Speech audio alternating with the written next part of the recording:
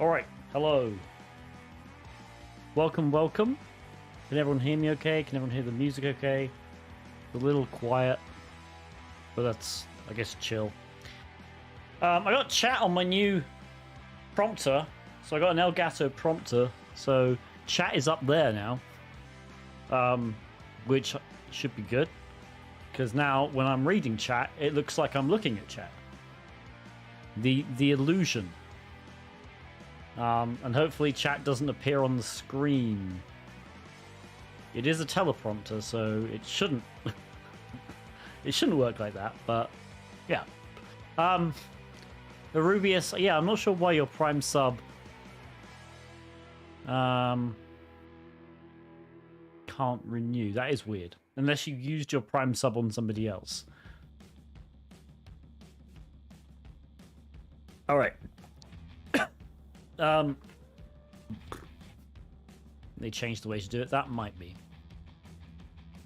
Alright, so yeah.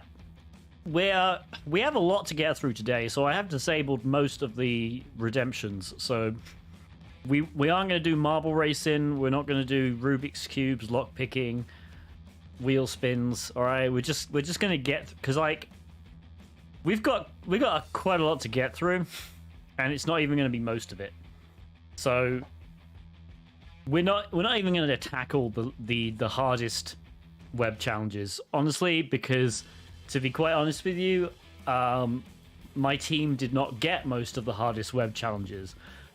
They were very hard this year.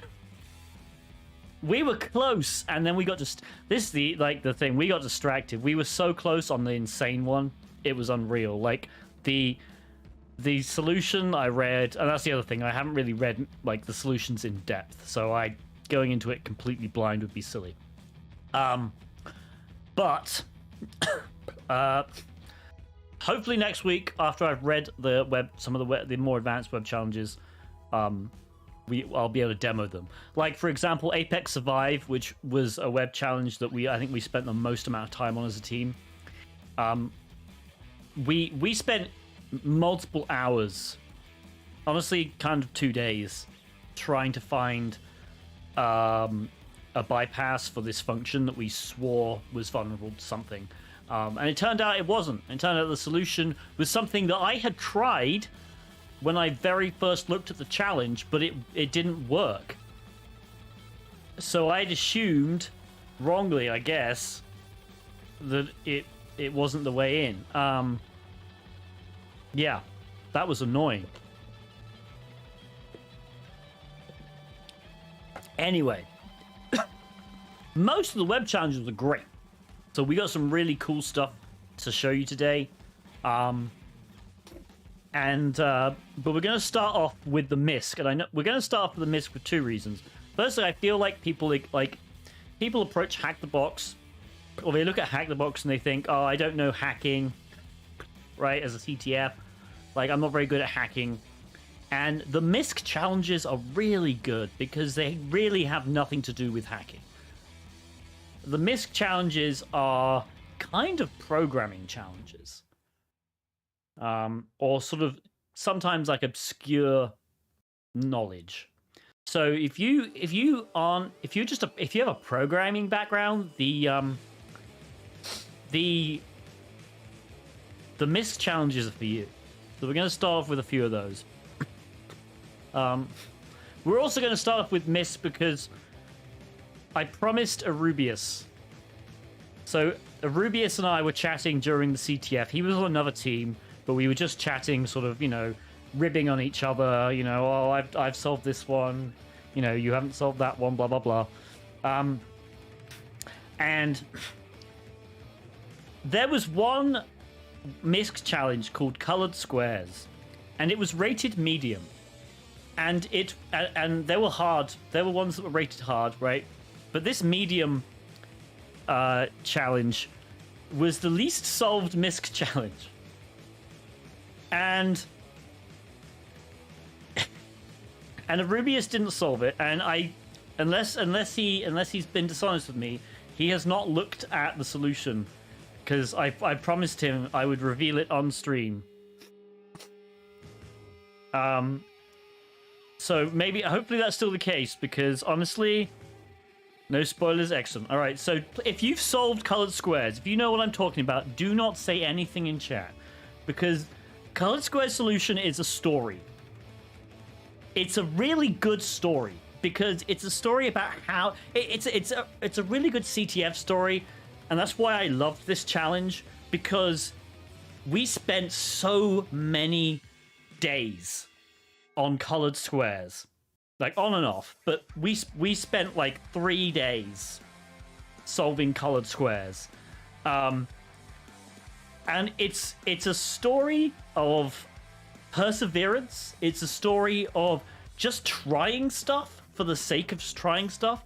It's a story about accidentally discovering things that have absolutely nothing to do with the solution of the challenge, but trick you into thinking that you've solved something, or that when you haven't. It's a story about it's a story about Perryman, who spent 36 hours awake basically doing this challenge. And finally, it's a story about why you should have multiple people on a CTF team. If you're allowed 20 people on the HackTheBox CTF team, you're allowed up to 20 people. You should max out your CTF team, even if you only have one. Even if you have one person who only does one challenge or peeks in for 10 minutes, because ultimately, the way colored squares was solved, no joke, was a guy who had not worked on it with us coming in one day and going, "Oh, that's," and us going, "No, it wasn't that easy. No," and it was. So it's a story about why diversity on your CTF team is one of the most important things. All right. Haven't had a chance to participate as we're doing PMDT, so I know nothing. I really like it would make a team of 20. You don't cheat on CTFs. That's not fun. Oh, we'll wait for Rubius to get out of ads.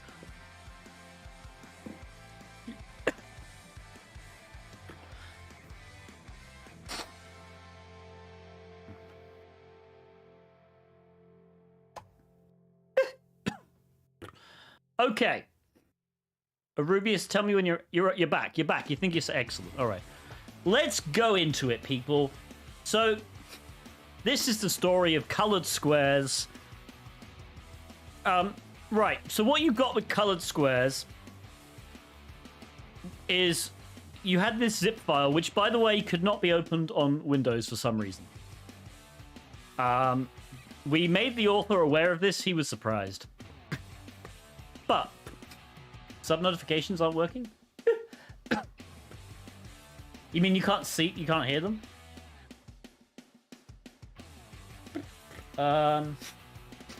Okay.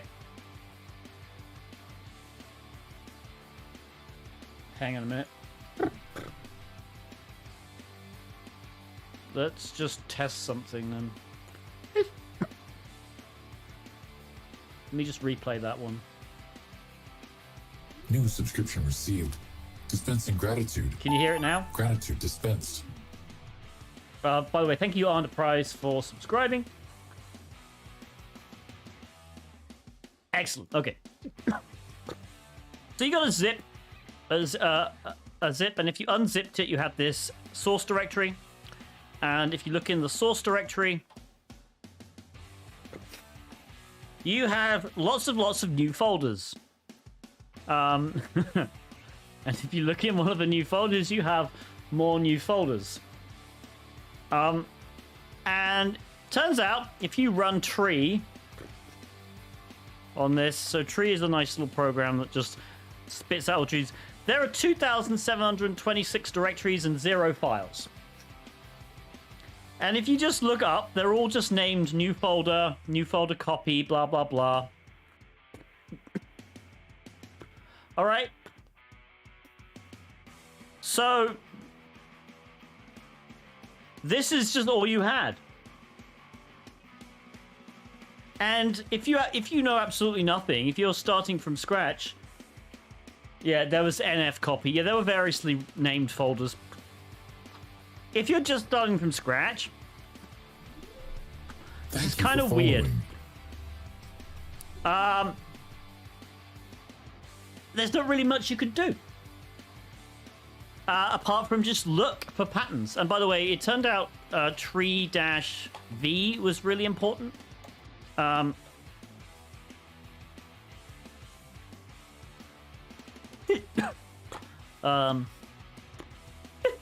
Sorry. Sort output by version. Yeah, so it's like the... It sorted it... Thank you for following. By default, it's sorting it by number. But it turns out there were some folders like here. So new folder copy 10. That's not how numbers work, right? So if you did tree-v, you had a much better time with it. Because it sorted it by actual numbers. All right, so it sorted it numerically, which is really nice. We're going to talk about lock talk. Yeah, lock talk comes last. But basically, what we would do is, let's just go to. We're going to output tree into tree 2, and then I'm just going to open tree 2. And actually, no, I need to do tree. Just on the source directory. Just on the source directory. All right. So, what we did, and what you have to do in these challenges, if you don't know anything, Rubius, let me tell the story, my friend. Let me tell the story. So it turned out if you don't know anything about this, the best thing to do is just look for patterns. All right, and I have to credit Perryman on our team for this. Perryman, I think, spent the most amount of time out of all of us on this challenge, to the point where he developed an ability, and it was partially powered by sleep deprivation, where he could just look at certain things and just notice patterns immediately, and also do the decoding. So it turns out there is a pattern here, and it's actually very, very early on. So what Perryman and the people who worked on this before I came on board noticed was that sometimes there was this weird folder structure. And this folder structure is basically... It's 8 bits. So there were certain folders, right? This is one of them, this new folder here. And I'll zoom in just to make it a little bit easier to see. There were certain folders which had exactly 2 children. Okay? So they had this child and this child. Right? And the first child had 4 children. Right? And the second child had 4 children. Okay, and it turned out this was 8 bits.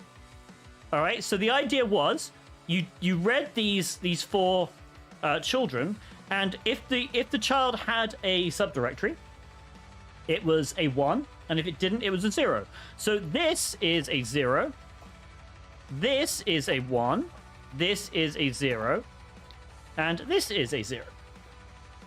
Okay, and then here this is a 0, this is a 1, this is a 0, and this is a 1. Okay? And there was quite a lot of this. You could see the next folder down actually has this copy, the next folder down as well. So there was this weird just directory structure. And Perryman basically, like I said, developed an ability to just read this. All right, so he could read the binary just by looking at it and then translate it. But we wanted to make sure there wasn't anything weird going on. So what I did was I developed what I think is a quite ingenious way of solving this. So what we did was I used tree with -vf. All right, and what vf does is it looks for what it does is it actually prints out the full directories. Okay, so it prints for every single level, it prints out the full directory. And the reason I wanted to do this was I thought this was a math problem. I figured, how do we check for directory structures that match that byte sequence, right? And I figured I could do this with math much easier than I could do it with any kind of other processing. And so what my idea was, is we're going to convert this tree structure into a list of depths. Okay? So this source directory is depth 1. This is depth 2. All right? This is depth 3. These are all depth 4. This goes back to depth 3, etc. And so the reason I converted it and used full directory paths is I could just count the number of forward slashes and then add 1 to that number, and we would get a list of depths.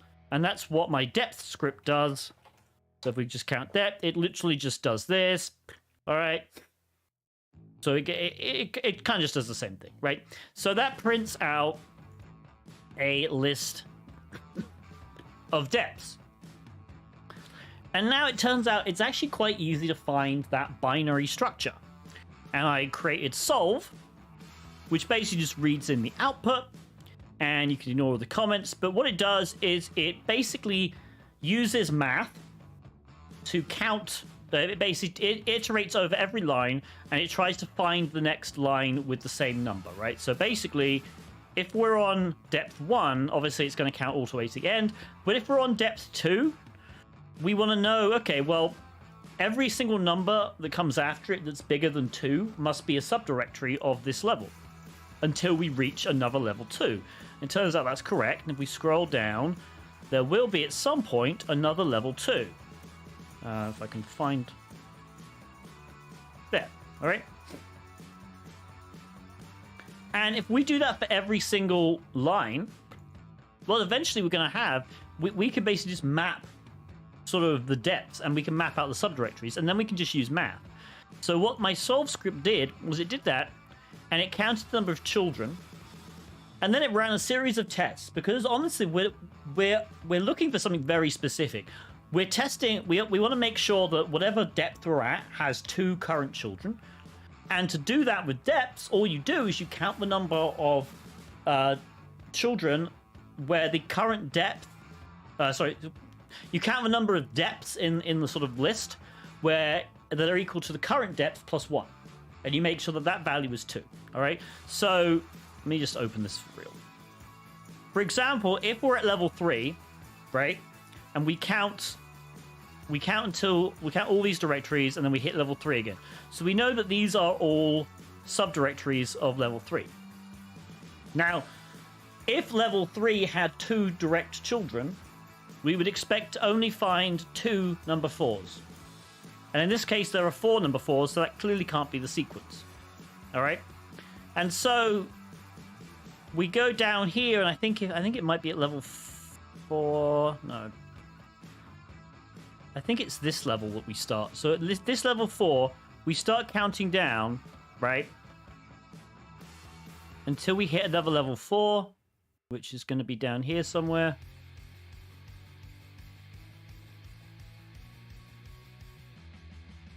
Might be level 5, actually. Let's try level 5. Okay, so we're going to go level 5 until level 5. There we go. Okay, so we have all these. Remember, this is just a list of depths. And so what we're looking for is, hey, how many 6s are there? All right, and it turns out in this case, there are 4 6s. So it can't be level 5 that we're after. But if we do count from level 6... maybe I've messed up, but anyway, my point is there was basic math we can do here. So we're testing for 2 direct children based on the current depths. We want to test for 8 direct grandchildren. Then there's a test for too many children. So for example, if grandchildren have children. But anyway, to cut a long story short, this was the script, and if you ran it, so if we run the solve script, what it does, it basically finds these patterns, these 8 bits, and it converts them into actual 8-bit strings. Okay, so if we copy this, we can now go to CyberChef, which I understand from John Hammond we shouldn't be using, but we're going to use it today.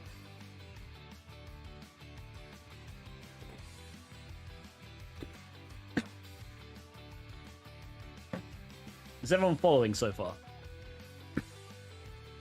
All right, now we can go from binary. Oh, look! Enter the flag in decimal, 1 character per line. Thank you for following.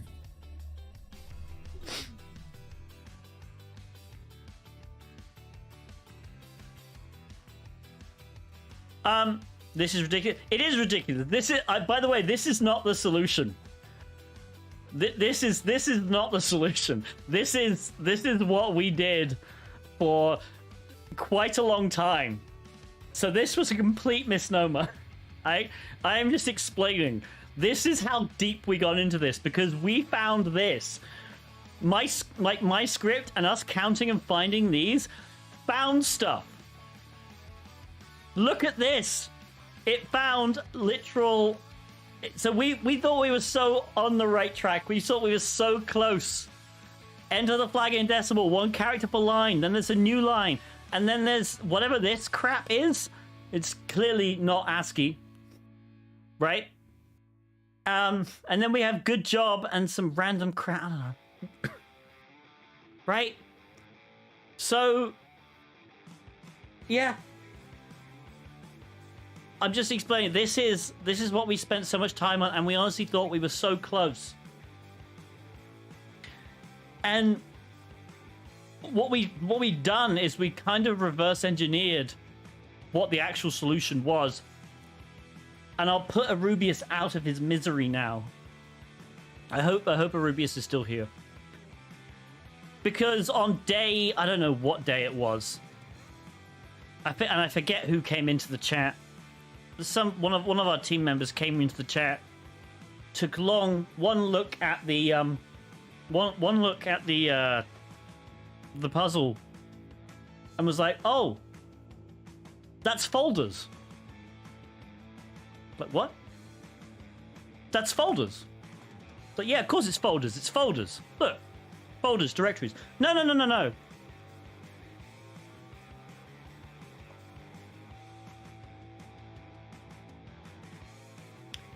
That's folders. The ESO... the ESO lag. So, fun fact about crazy programmers is they love developing these crazy languages. And it turns out folders is a programming language. It's called esoteric programming language. So you can write programs using directory structures.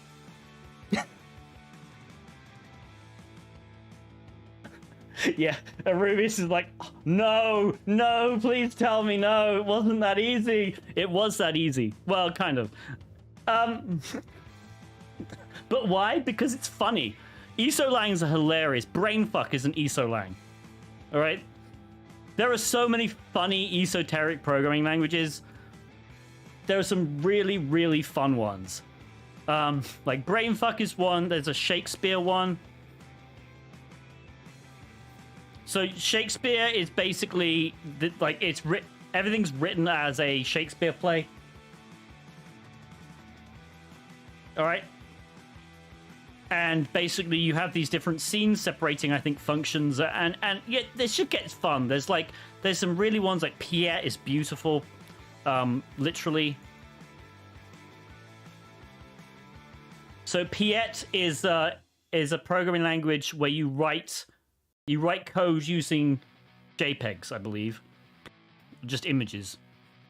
So basically, different colors mean different things. These are all Turing complete, by the way. These are all real. You could write any program in these languages. Esoteric languages. If you've never heard of esoteric languages before, you should just go on a freaking binge of esolangs.org, because esoteric programming languages, they are developed mostly for jokes, but also for people trying to write parsers, right? A lot of people who are into writing actual parsers will write in ESO-lang, but just because it's kind of like a good practice. But there are so many really, really fun isolangs out there, and you should definitely read through them. Anyway, isolangs are fun, but it turns out there is a folder of isolang. And it also turns out that there is... hang on. I need to do folders, isolang, Python. Yeah, here we go. There is a Python script which can be installed using pip, which basically converts... it converts the language to Python. And so what we do here is we use, I believe it's called folders. Yeah, so we do folders -L. So it's, I believe it's pip install pip install folders. Okay. And then you do folders -L, and then you just give it the source. And there you go. That's the actual programming language translated into Python. So that was, it didn't give you, so let me get this straight. It wasn't as easy as, realizing it's folders. Literally, I mean, kind of. So this is the thing. If you notice, there was an extra level to this. It wasn't as easy as this, because this is a program. The flag is not stored in the program, but what the flag is stored, right? As well, it's not even stored. Basically, you have to work out what the flag is based on inputting these values. So the idea is the first line is enter the flag in decimal, 1 character per line, right? And if you count the number of variables it sets to, it sets, so starting with variable 0, it sets 22 variables. So we know the flag is 22 lines long, 22 characters long. And then it does all this math, right? So if var7 minus... the number we entered for var7 minus var18 is equal to var8 minus var9. It goes all the way down, so we know that var19 is equal to var6. There's various things you can work out. So, for example, var21 is 125, right? So there's a few things you can do with this. Now, actually, I think did I misplace my other script? I think I did misplace my other script. Hang on a minute. Oop, not LSD.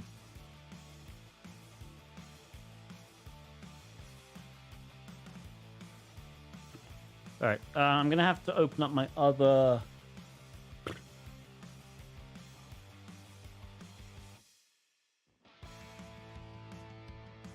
Just give me a sec. I believe my other script is on this computer.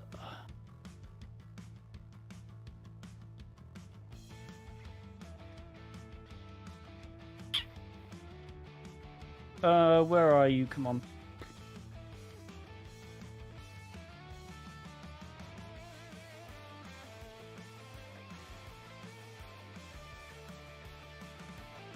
Okay, maybe not.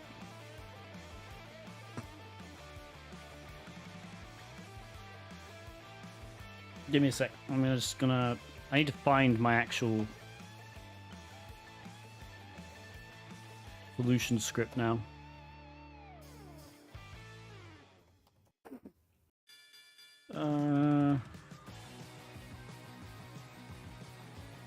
Oh, there it is. Okay, good. All right, so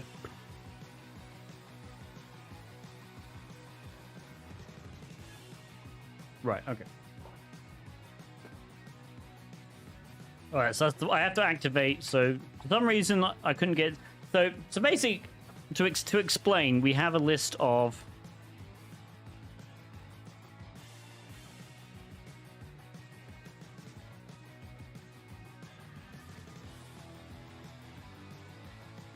So we have a list of basically just equations, really. Okay.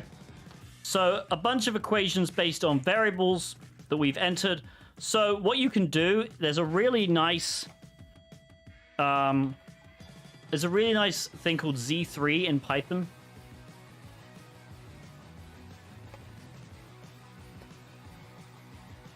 Z3 solver.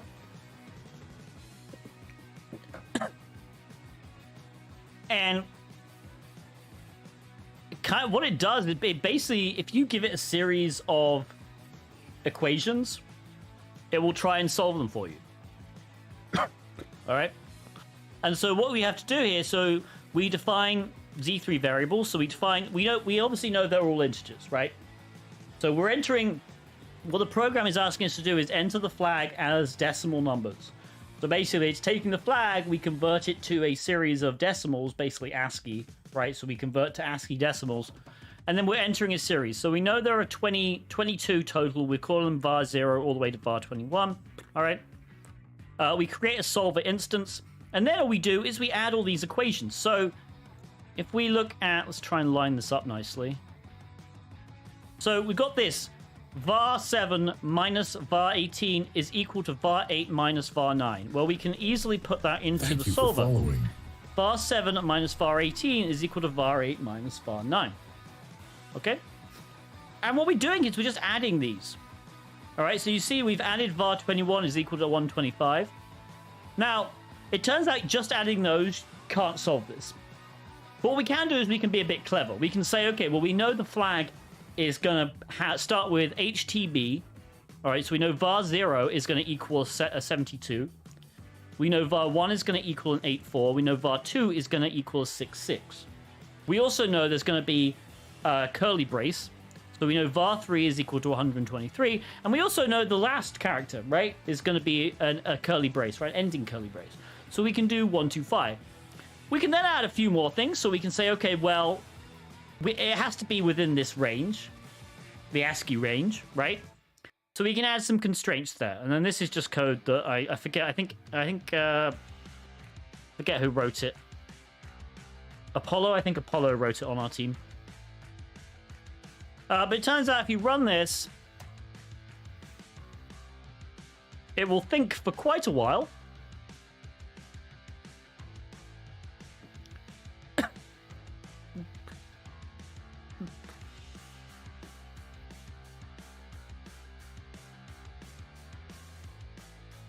And then it'll come up with this. All right. So it's kind of right, but kind of not. All right. So I mean, there's definitely something here, right? Folder, but there's 0 there.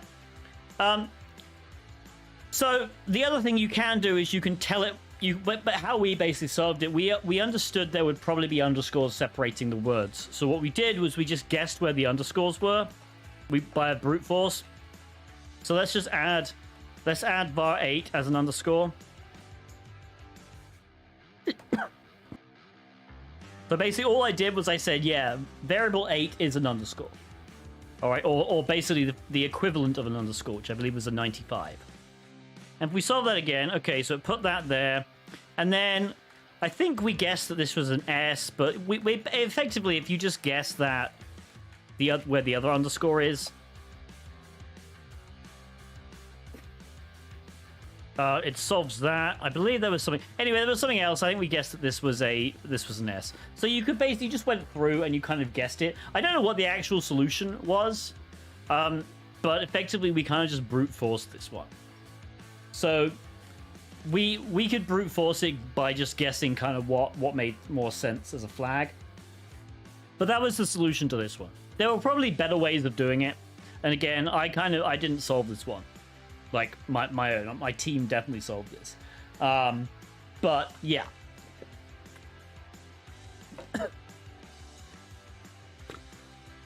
So Rubius, how many solves? Not many. It was the least solved misc challenge, and it was a medium. But I think it was because we the first approach was well, that's the thing. I think this was a great lesson in so many things. In perseverance, just keep freaking doing stuff, because we did find things. We found patterns, right? So I talked to the creator, and obviously there are always lessons to be learned when you rate a puzzle medium, and it turns out that hardly anyone solves it. And the creator understands that. So the creator's idea Here's the thing. I've created challenges in the past. It's very difficult to create easy challenges. All right? Because the problem you have as a creator of a challenge is you know the solution to the challenge from the start. So it's very easy to think people will see this and they will make this connection. Because you know the connection is there. All right? So, yeah, this wasn't a medium. The creator, I believe, understands that now. Thank you for following. Their reasoning, so what they thought, and let me just, I need to actually deactivate.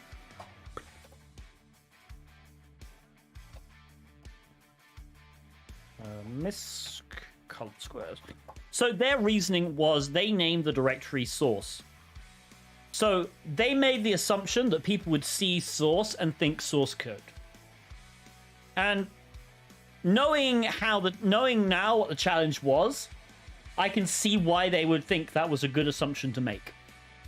I can see the connection now that I know that it is source code. None of us saw SRC and thought that was source code.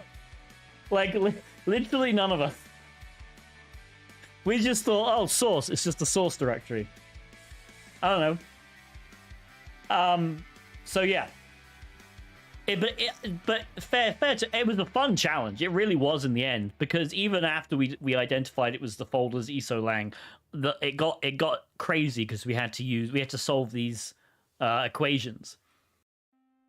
The zips could be named anything. Yeah, exactly right. That's the thing. So the creator made an assumption. I think it was a very reasonable assumption to make. The problem is nobody else made that assumption, and you can't know that until people start solving your challenge. That's the issue, because people don't think the same. Anyway, that was how we did colored squares. That was a hilariously hard misc challenge that hardly anyone solved. I forget how many people did solve it in the end. I think it was maybe less than 30. Less than 30 teams got it. It was very, very low. All right. Next on the agenda is another misc. So we're going to do 2 more miscs. So the reason I like doing the miscs, I think the miscs are so much fun.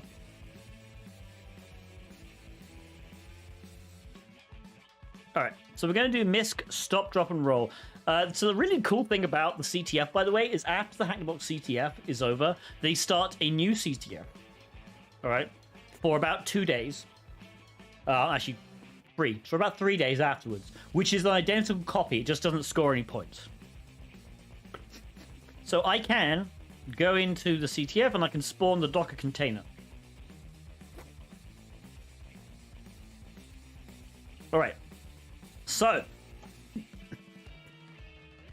what we have here, we didn't have any source code for this, but we have netcat. I'm not sure if I enjoy questions that are difficult because the question itself is unclear. I definitely like survival, even though it was harder. The question is obvious, the problem is hard. Yeah, I mean, miscs generally tend to be that way, but that was an odd misc, and yeah, maybe the creator made the machine with the developer mind. Yeah, I'm sure they did. I think the creator learned some lessons there. I think we all learned some lessons as well. Anyone who solved that learned lessons. I think, no, don't get me wrong, I think it was a great challenge. All right, even though it pissed us all off to know the solution, I think it was a great challenge. I really liked it. It might be one of my favorites of the CTF. It probably wasn't my favorite misc. It was my second favorite misc, but it was definitely up there. Definitely up there. Because it was very creative. I'll give them that. All right. Now the reason I'm going to show this one, this was a very simple. I think this was an easy stop, drop, and roll. It was a very easy. There we go. So stop, drop, and roll is a very easy. But this allows me to show off the power of asyncio. All right. So here's the idea. You connect to this server. The Fray, the video game. Welcome. This video game is very simple. You're a competitor in the fray running the gauntlet. I will give you one of 3 scenarios: gorge, freak, or fire. You have to tell me if I need to stop, drop, or roll. If I tell you there's a gorge, you send back stop. If I tell you there's a freak, you send back drop. If I tell you there's a fire, you send back roll. Sometimes I will send back more than one, like this. Gorge, fire, freak. In this case, you need to send back stop, roll, drop, so separated by dashes. So, okay, we say we're ready. So, freak and fire. Freak and fire means we need to drop and then dash roll. Alright? So, the way to approach these, you have to, I think you have to do like you have to solve this like 100 times or something. So, you could definitely just spend your time doing this. But this is a programming challenge, okay? This is a challenge you solve via programming. Now, you'll notice, why I always recommend with these is play it through a few times manually because you'll notice stuff. So the first thing you'll notice, when we clicked yes, no, so when we put yes, it said, okay, then let's go. And then it just, on the new line, said the first two. All right? And then it said, what do you do? Drop roll. And then this, so basically it's saying the first two, and then it's doing what do you do, drop roll. And then fire, fire, fire, gorge, gorge. So we understand that there can be more than 3, like it said, right? So fire, fire, fire, gorge, gorge. So that's going to be roll, dash, roll, stop, dash, stop. All right, freak, freak. And if you ever put something in, it just cancels it. Okay. All right. So this is actually a very easy programming challenge. We're gonna get this output out of the way. This is awful output. It looks nice and easy, but this is why I like it. So if you've ever done any socket programming, you know the socket programming is freaking annoying. All right, because socket programming, you have to deal with, you have to read in the data, and you have to process the data as it comes in, and look for certain things. So it's all honestly, sockets in Python is very annoying. Sockets with asyncio in Python is amazing.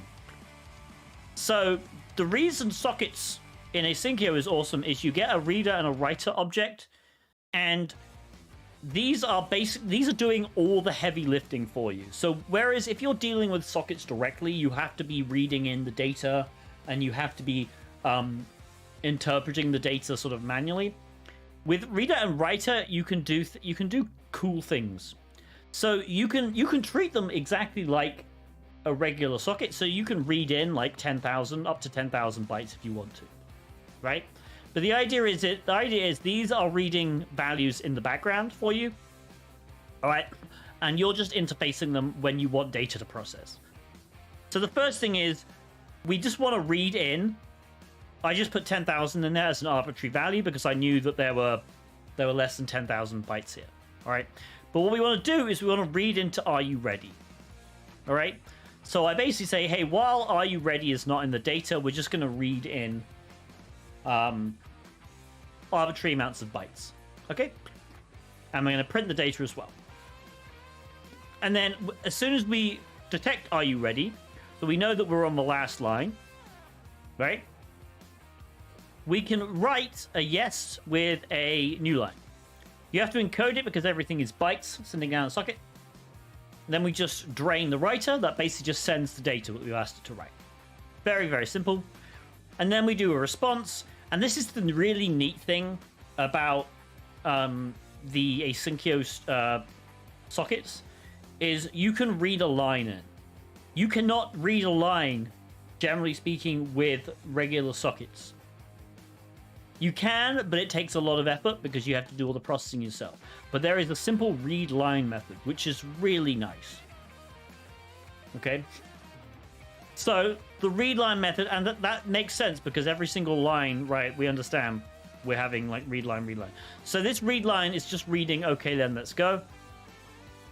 And then we get into the while true. And now we read the next line. We know the next line is going to be the prompt, right? So freak, comma, fire. And then it becomes easy. So we're going to replace what you do, right, with nothing. And then we're literally just going to split it and create our, we're going to create a list based on our responses. Pawn tools is good too. Yep.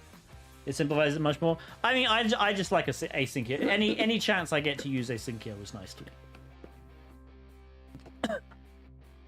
So this was basically, I had a dictionary up here where I had gorge is equal to stop, freak is equal to drop, bar is equal to roll. So I'm building an array or a list of the prompts, and then I'm literally just going to do send.append, and I'm going to basically apply the correct response here, and then we're writing it, and then eventually, so if I just run it, oh, I need to actually update it with the correct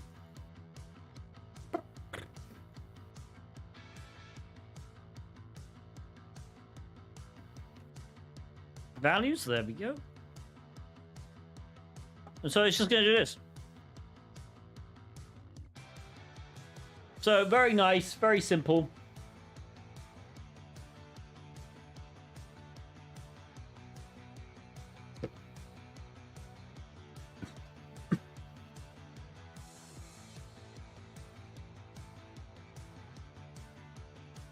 Nicely automated.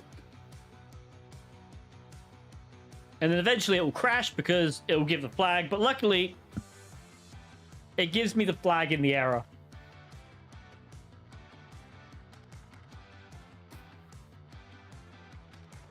But again, this isn't anything to do with hacking. This is just a programming challenge. I think they have to solve it more than 100 times based on how many times it's doing it. But anyway,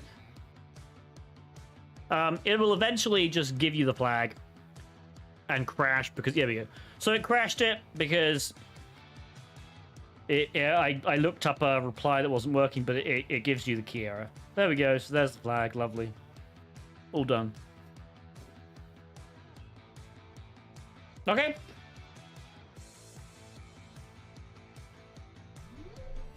Thank Any you for questions? following. First time I do it manually over 7. Jesus. Yeah, don't do these. MISC is basically kind of a programming category. Never do the misc manually. All right. Moving on.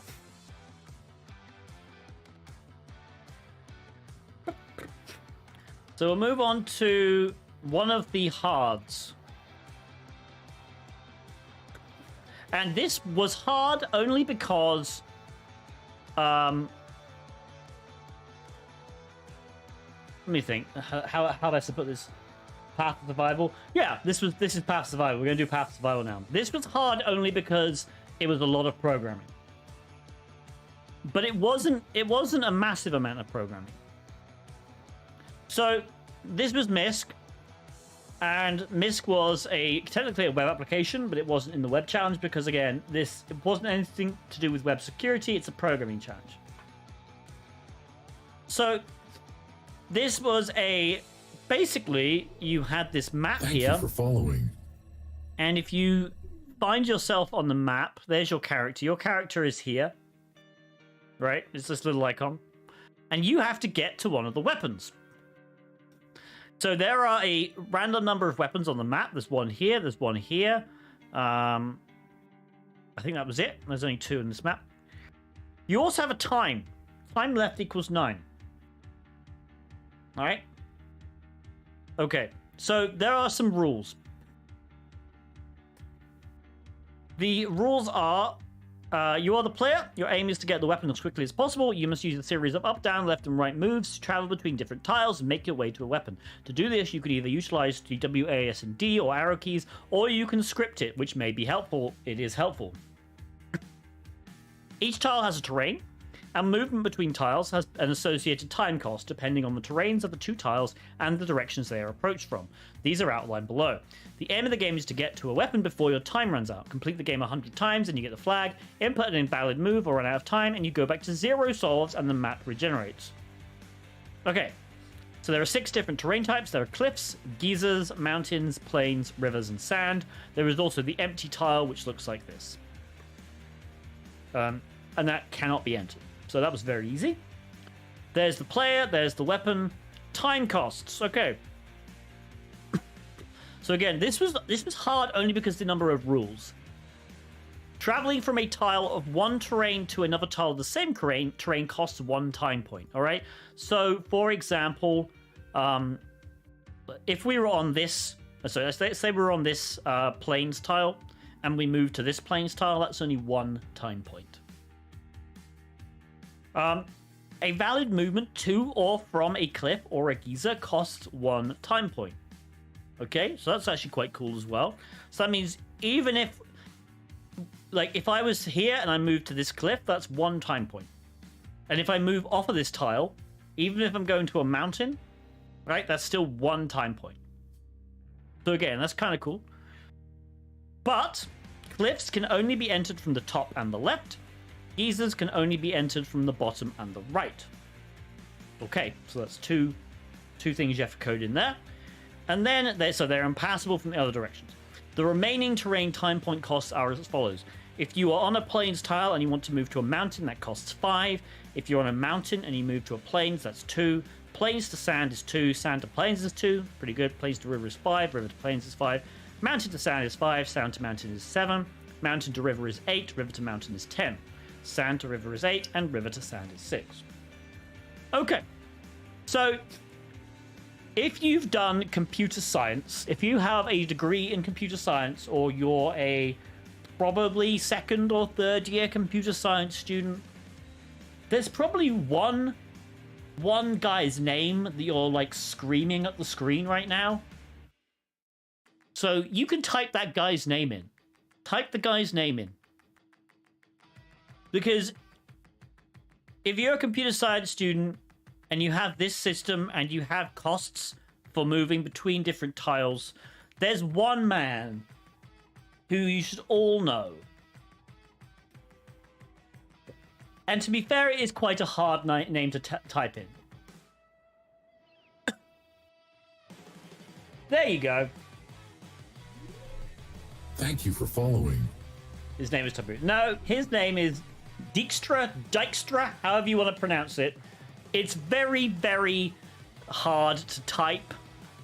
I'm going to butcher it. I'm just going to type it in like that. Here we go.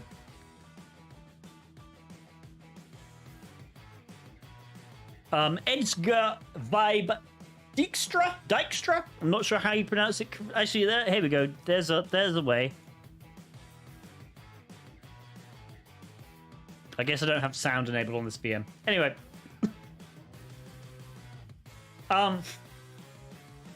This guy is a computer science legend, all right?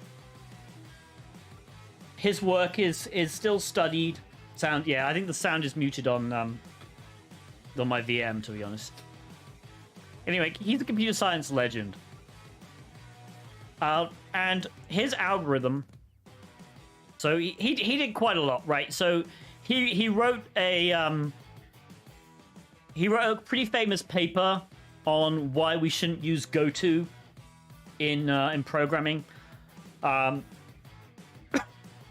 So for those who don't know, goto is basically a sort of a it's implemented in several languages, but goto is pretty much a thing where it says, okay, go to line X. All right. And so there was a way to skip around the program using goto. Now, Dijkstra hated this with a passion, to the point where he wrote a very famous paper.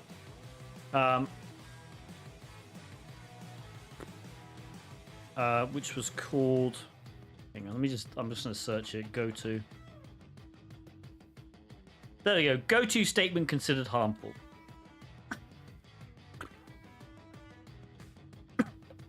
So, Dijkstra really did not like this, and he liked more structured programming.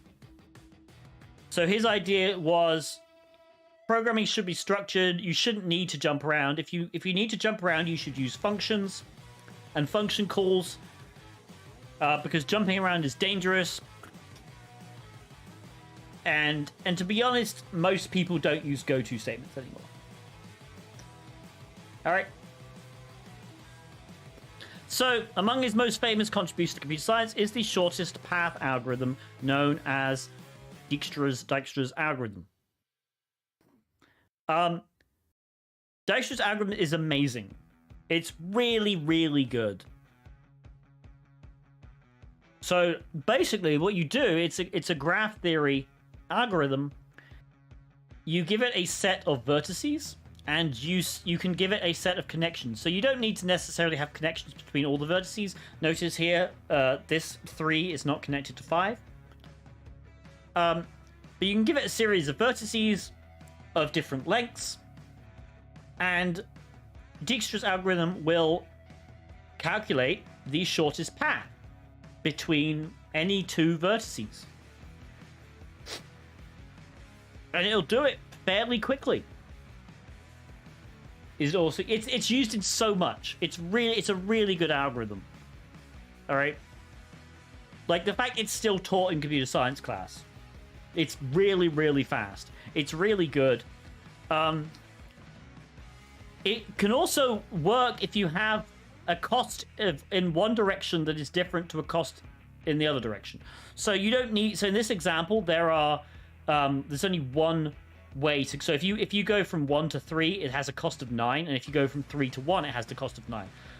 That is not necessarily. So Dijkstra's algorithm can handle it where you have a cost in one direction that is not equal to the cost of another direction, which is great because in this example here, right, you'll notice if we move from plains to mountain, it's a cost of 5, but if we move from mountain to a plains, because I guess it's downhill, it's only a cost of 2. So this turned out to be really useful because otherwise the algorithm could go crazy. So Dijkstra's algorithm was the immediate thing. So I solved this puzzle on the last. Not the last day. It was the last full day of the contest, I guess. CTF. But I solved it in my head the night before. All right. So I looked at this the night before for about maybe 20 minutes, and I figured, oh, okay, I can just use Dijkstra's algorithm. Easy, easy, easy. So this wasn't a hard challenge in terms of in terms of complexity. It was hard in the amount of code you had to write. So I stole this code from this blog post, most of it. So I wrote this was just a quick reference, right? So we have all the costs of traveling between different tiles. So this code, most of this code was just stolen from here, because I didn't want to have to implement the algorithm by hand. Right. So there was only one thing I had to change here. In this variant of the algorithm, and the way they've done it here, they had this section. Make sure the graph is symmetrical. In other words, if there's a path from node A to B with a value of V, there needs to be a path from node B to node A with a value of V. So I needed to remove that bit, which I think is just this.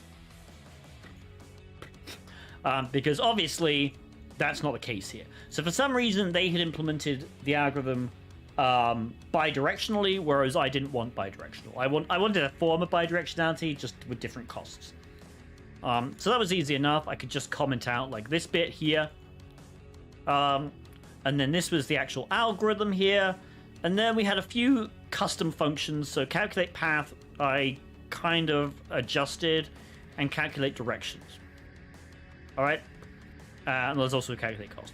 So calculate cost was basically just me implementing the logic here. So you give it the current node and the target node, as well as the current list of nodes, and then you look up the current node. So the way I stored it, nodes was a dictionary, and I stored each node as a tuple, which was the coordinate system. Okay, so a 0, 1, right, was basically well, let me show you. So on the map, 0, 0 was this one. All right, 0, 1 was this one. 1, 0 was this one. So it's a coordinate system starting from the top left. And that's how I stored it. I indexed it on the tuple, which worked fine.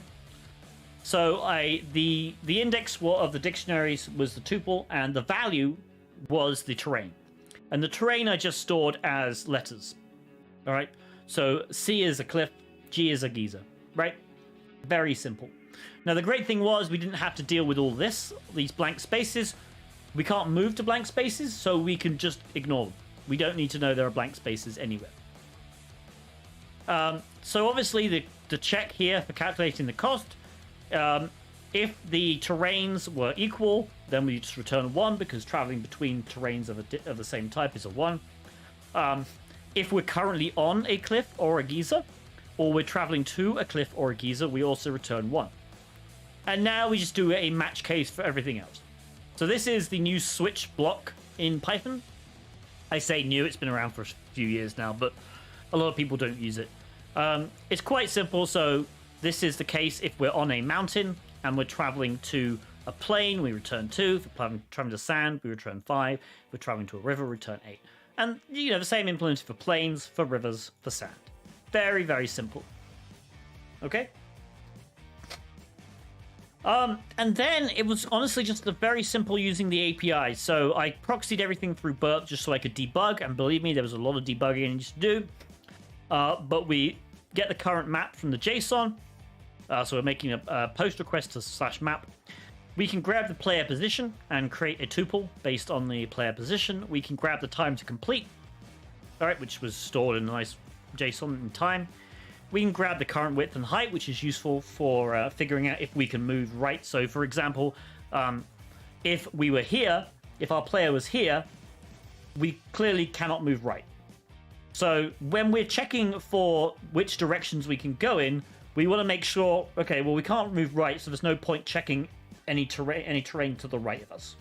Okay? But we can move down, we can move left, and we can move up. Here, we can only move left, right, or down. Obviously, left, we can't move left because it's empty, but whatever. So that was the idea there. Really useful. God.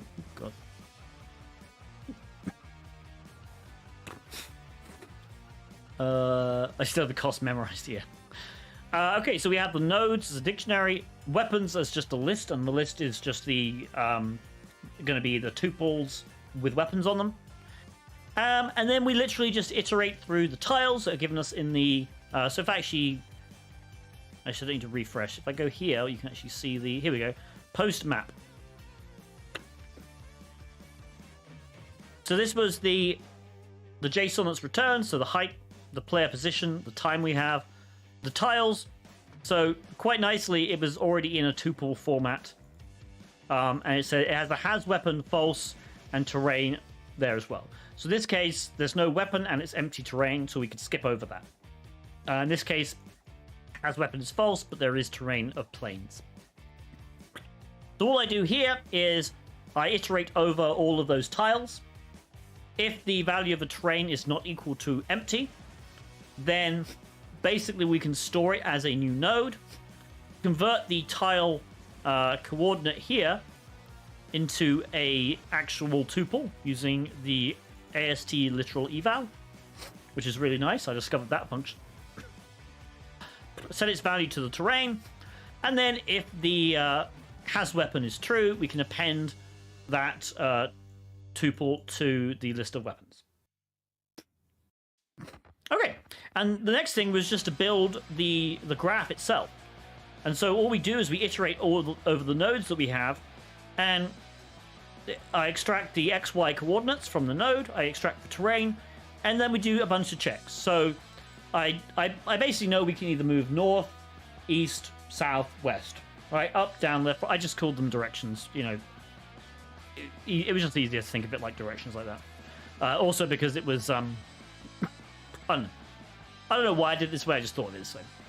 So if we're checking the north node, obviously we want to make sure that we can actually move north, right?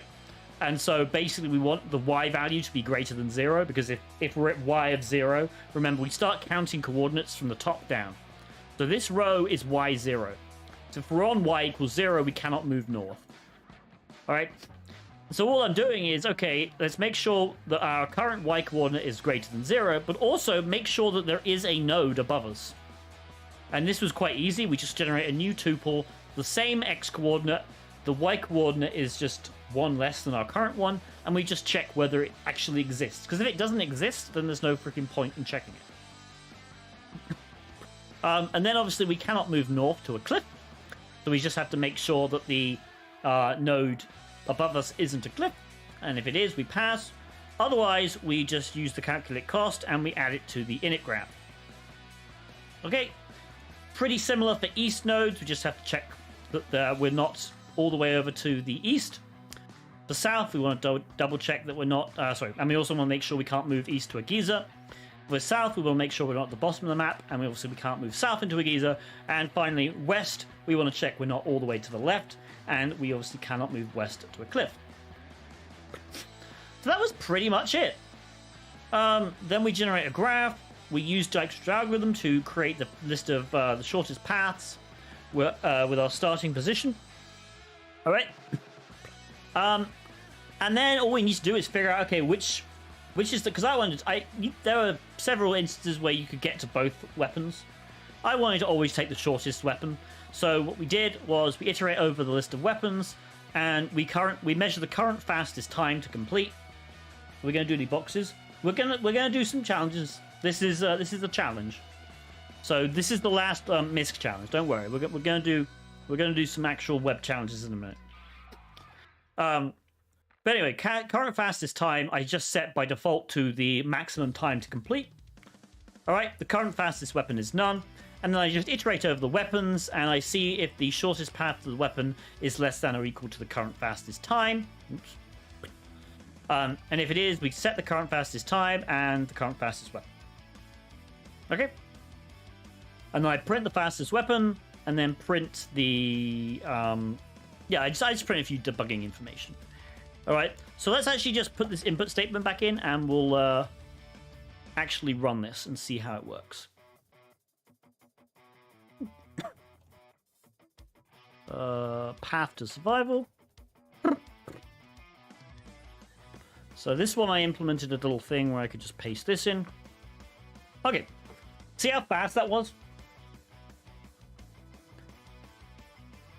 All right, so it says the fastest weapon from 4.4 is 0.4 in 7 time. So let's just double check that. Let's do... All right, so 4.4, so 0, 1, 2, 3, 4, and 0, 1, 2, 3, 4. Look, okay, we are there. The fastest weapon from 4.4 is 0.4 in 7 time. So 0.4 is this one here. And it says in 7 time, it says we need to move from sand to a cliff, to a geyser, to sand, to a geyser, to mountain, to plains. So in fact, directly left is not the way you need to go. It's figured out that. And that's probably because we're moving between certain things. It's just bad to move like that. Right? So it says that the fastest way to do it in 7 time is to move down and then left, left, up, left, left. So let's try that. Let's go down, left, left, up, left, left. And we got it. Okay, so we can, if I cancel this now.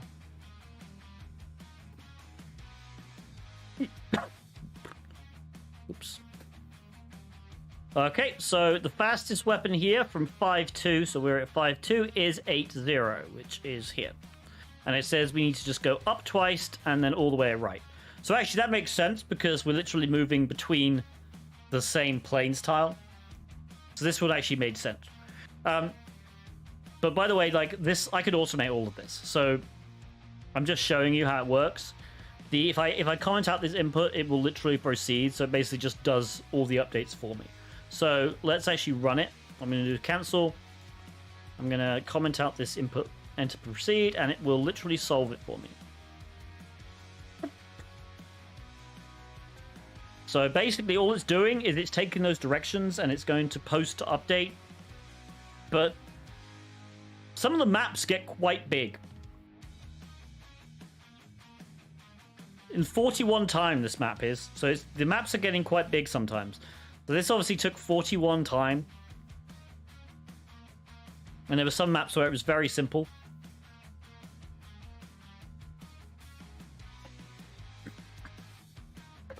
But it took longer to send. It's taking longer to send the directions than it is to solve the map. Which is just a testament to how fast Dijkstra's algorithm is. And basically you just have to solve it 100 times. So it didn't really take that long. Are there any questions about this? This was the last misc, by the way. We're going to do the web app stuff now, all right? We're going to do 5 web app challenges, I believe 5. But are there any questions so far? No, I don't believe you could send them all at once. I think you had to send them because it had to update the screen. The API said there was. I think the API said you had to include a direction and it had to be a single letter.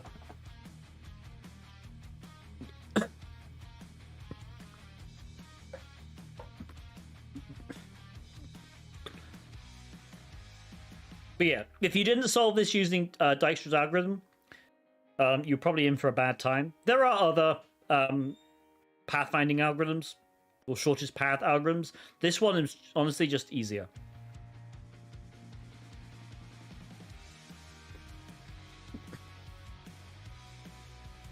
But it solves it perfectly every time. It always does the shortest path. Thank you for following. Brett's first worked just as fast. Yeah, I'm sure, but like, I don't know. It's just nice. Dijkstra's that you see, and it told you to do it using Dijkstra.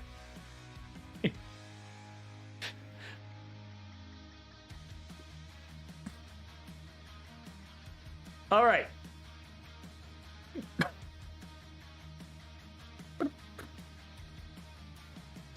Let's do web now, huh? Shall we do some web challenges?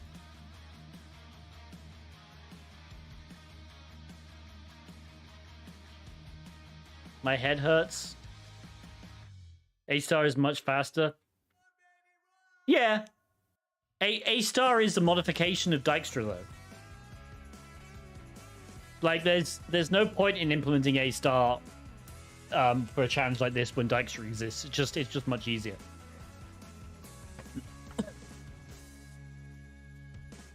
Okay, I think I need to stop this one.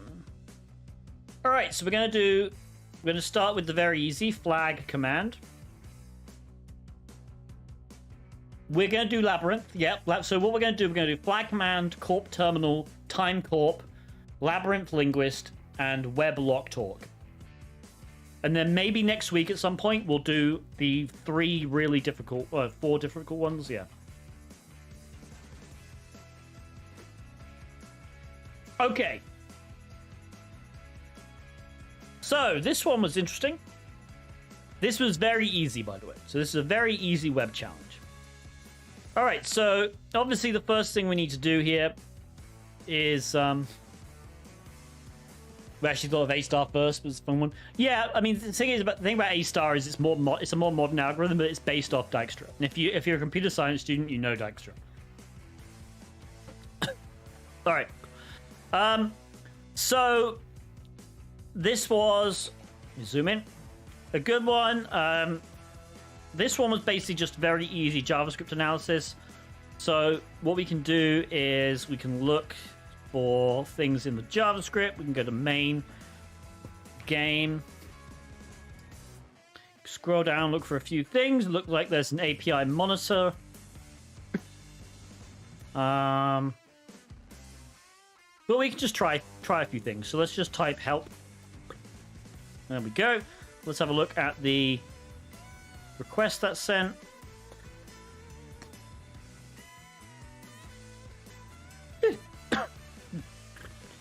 Hang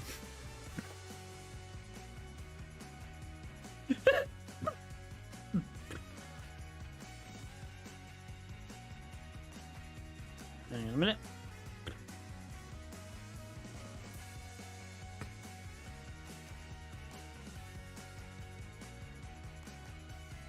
Yeah, okay, help. So help was this. So basically if you type help, you get a few things like that. But you also saw you get this API options. So I think API options actually loads when you refresh the page. Yeah, it does. And interestingly, API options had this secret.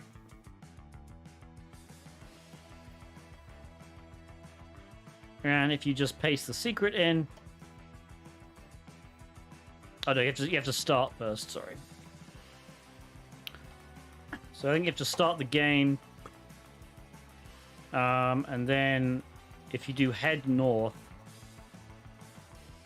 and then you do this post. So there was some client side checks. So if you go repeater and you replace head north with the secret, there you go. So this one was JavaScript analysis, very, very simple. It was actually, to be honest, you didn't need to do JavaScript analysis, but you can find the command here. You can find the API options. You can see that there's all possible commands. So obviously we had head north, head west. We had all these, and then we had the secret one, which clearly was something weird. I found XSS. Yeah, I mean, this one didn't have a source code which indicated there was an admin like visiting the XSS. But yeah, so this one was pretty simple.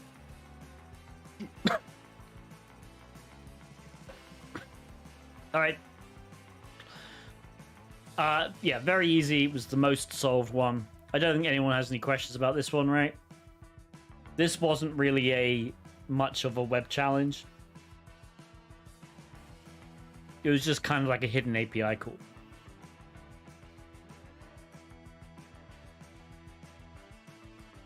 Okay.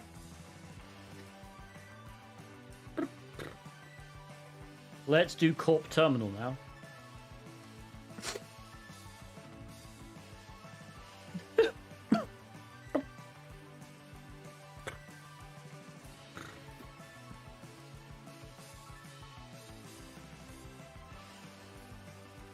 Okay. So, Corp Terminal was an interesting one. If we view the page source, there's really nothing there. There's no JavaScript being loaded, style, CSS, whatever. So we can try a few things. Try admin, valid username and password. Yeah, no. Redacted is correct. Okay, remember, I have said this on numerous occasions. If you're on a CTF, you can use or 1 equals 1, and I used or 1 equals 1. Okay? It did not work. Alright? Or 1 equals 1 is okay on CTFs, because a lot of the time, it is an easier way of doing stuff. In this case, it just didn't work, which I thought was good. Anyway, it turns out if you do, however, by admin with a single quote, you have an error in your SQL syntax. Interesting. Very interesting. All right, so let's send this to repeater. So it's interesting that on or 1 equals 1 didn't work. Right? SQL map figures? Yeah, SQL map would.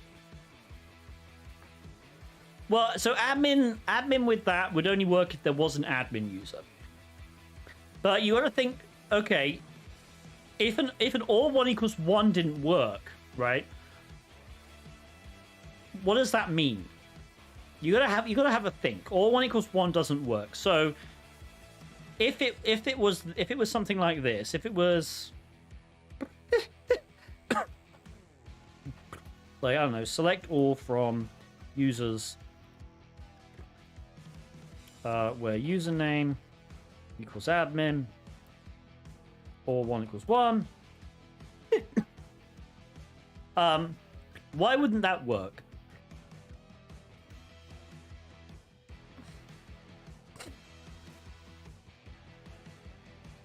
Actually, I didn't try it. Maybe just try the limit.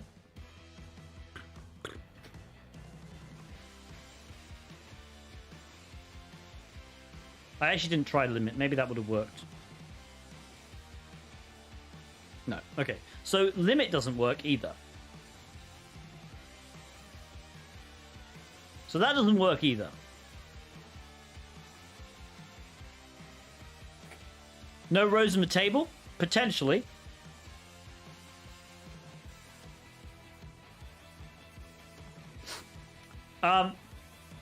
But we're also assuming that there's like an and password equals this, right? We're also kind of assuming that. What if there isn't this thing? What if it selects the username first? What if it just selects the password? So what if it selects the password based on the username here, or whatever we put here, and then it does a password check down here in the code? That's pretty common. So that means you have to know the password, even if you're selecting the username like this. Right? But it turns out what we can do, we can do some few things with this. We can, because you're all experts in SQL injection, we can use error-based injection, right? We have access to the error message.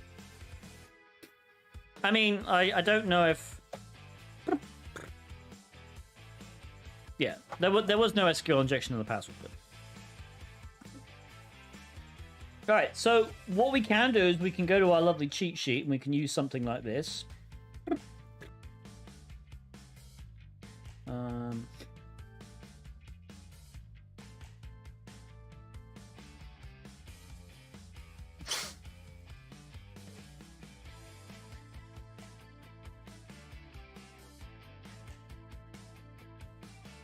There we go. Have used all. I've already said all 1 equals 1 is fine in CTFs. I don't know why this is such a surprise to everyone. I have said this. I have said this multiple times. Stop acting like this is some kind of gotcha. All right? It's not a gotcha. Not in my CTF. Mine wasn't a CTF. I said to treat... No. If you read the rules on my lesson learn box, it says to treat it as a real box and not a CTF. Okay? I'm very clear on this. You have not got me. You have not. You are being dishonest.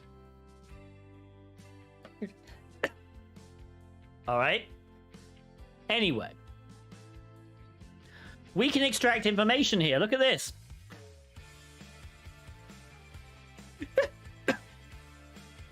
So let's extract some information, chat. All right, I need to get my cheat sheet. Lovely.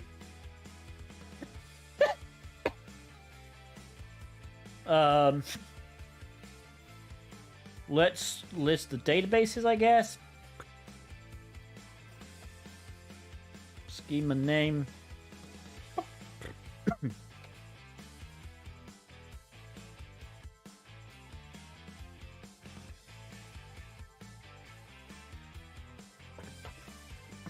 All right, let's do a group concat.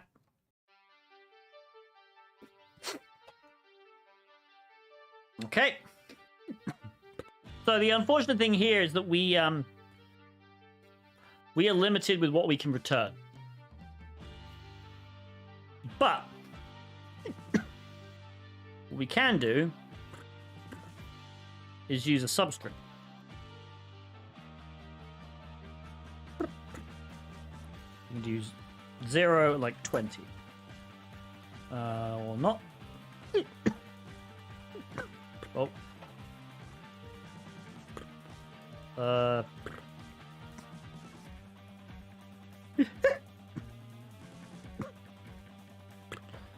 Apparently not. Do I have to do substring out of this? I think I might have to do substring out of this.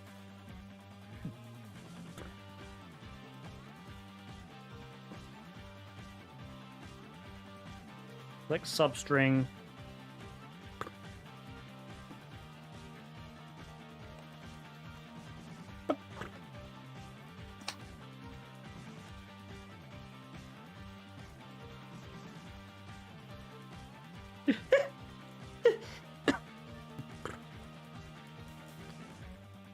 I swear there is a substring option I can use here. Just give me 2 secs, chat.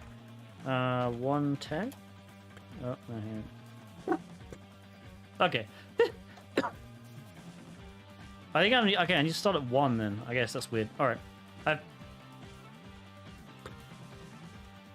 Okay, so we can extract. We can extract quite a lot of information. Can we extract 30 characters? 31. No.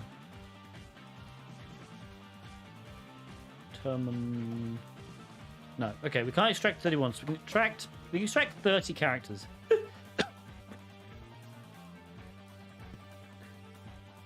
And actually, if we get rid of these, we can actually extract a bit more, I believe. I think we can go up to 32. But we can't get above 33, right? No. 33 starts concatenating. Okay. So we can get 30, it's between 1 and 32, so we can extract 32 bits of information out of everything. So let's just start doing this. Oops. And let's go back. And now what we're going to do is we're going to start from 32. Not 32, 33. So there is a test database as well, but a test database is pretty common, so it's probably everything's in Corp Terminal. All right. So let's list the tables. We want to do table name. From information schema tables, where table schema equals, and then we can put our Corp Terminal thing here. Right? We just get one thing, users. All right, so there is a users table in Corp Terminal. Right? Now we need to do the columns. So we're going to do group concat, but it's just column name.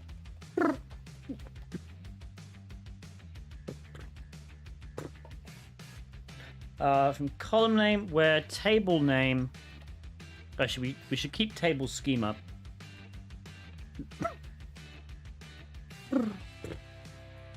Table name equals users. Hang on, I need to put an equal sign there. There we go. We get ID, username, and password.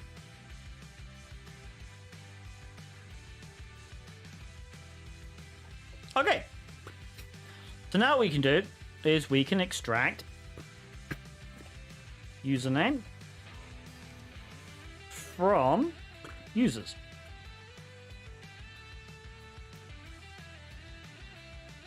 We get admin.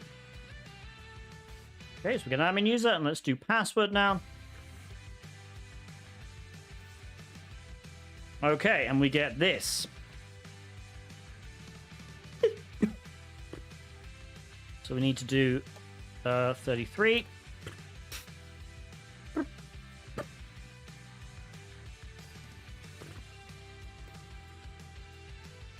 And now we need to do another 32, right? So 64?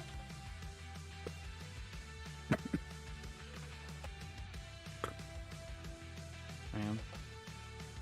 33, 34. Alright, so it does just end in a dot.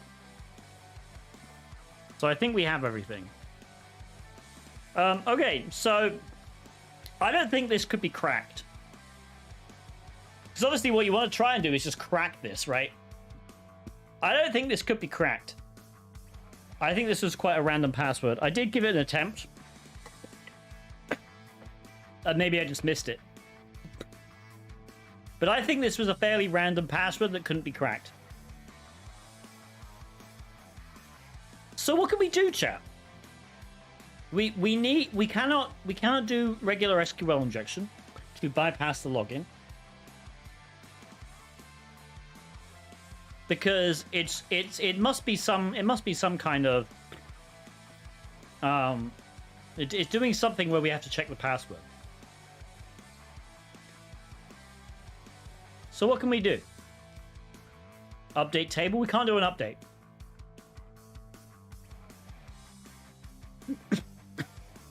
MySQL doesn't support multiple statements.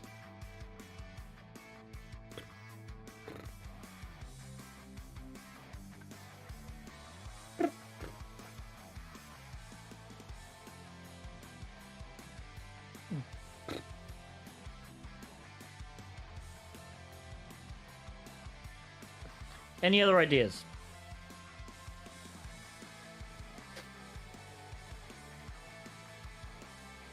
Check test. There wasn't anything in test.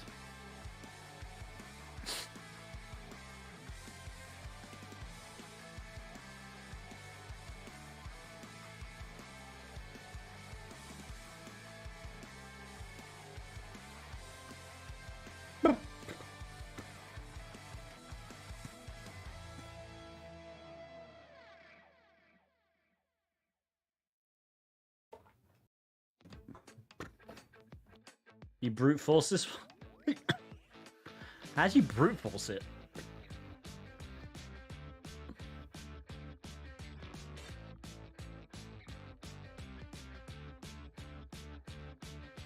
Alright, well, so it turns out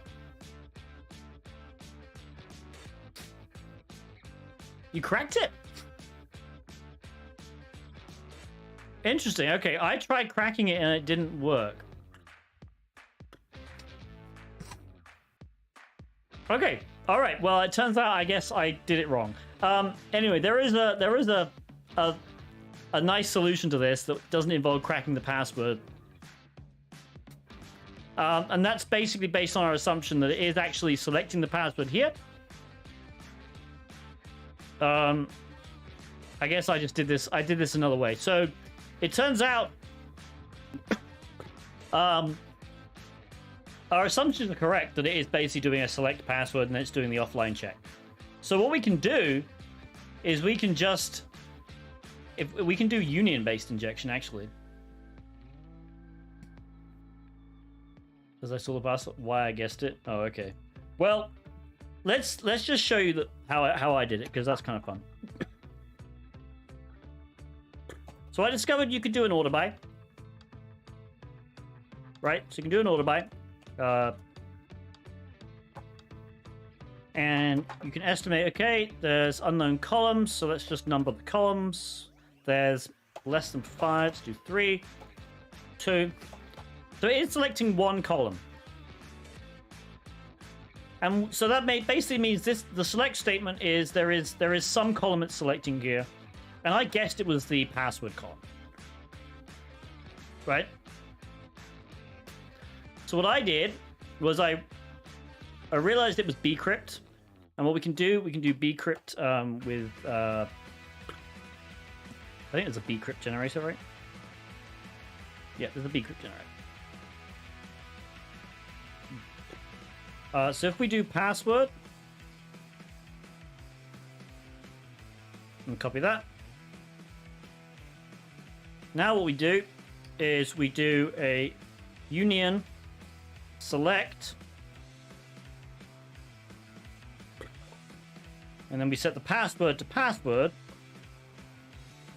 And wait a minute, I need to do random characters there. Nope.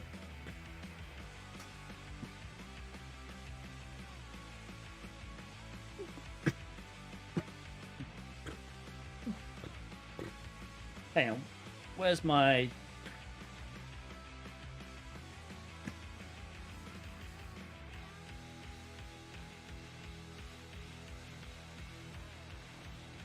Oh, rounds 12. I think maybe rounds 12 needs to be done.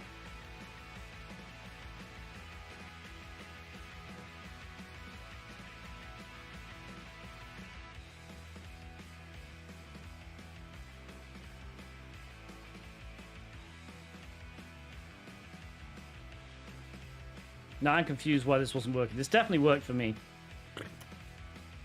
There we go. I guess it had to, it checked the 12. So that was how I solved it.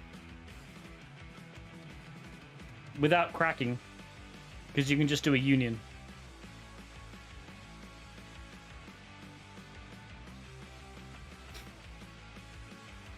So honestly, this was the way better challenge the way I did it. Because I thought, hey, that's kind of cool. But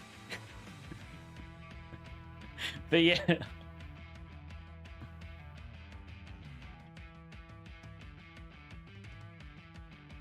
The password was totally password123. That's hilarious. Yeah, for some reason my John refused to crack it. I might have accidentally missed a character, I guess. Anyway, this is a much more fun solution. I think. In my opinion, this is a way more fun solution because yeah. And if you don't use the actual password, it doesn't do it. You have to use the correct password for the hash you give it. And you have to not use a valid username.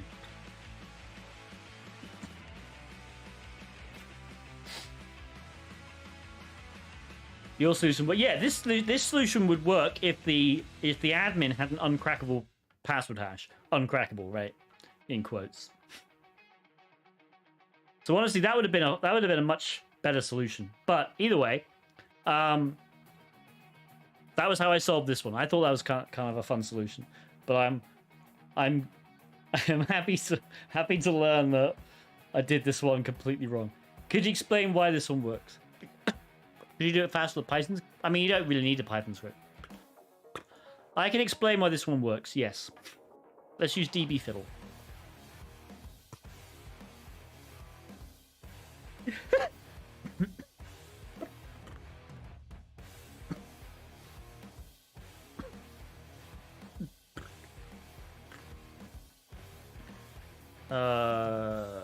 Show tables.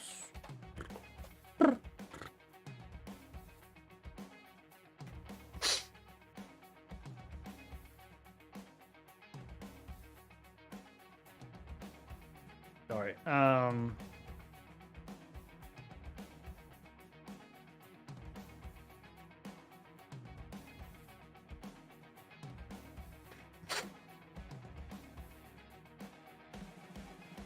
Technically, you reversed it. You know the password not username is flipped in the database. No, I didn't reverse it. All right, let's just imagine that the last name is the password here, okay? So let's imagine a login looked like this. Let's just use Ed as an example because it's easier to type.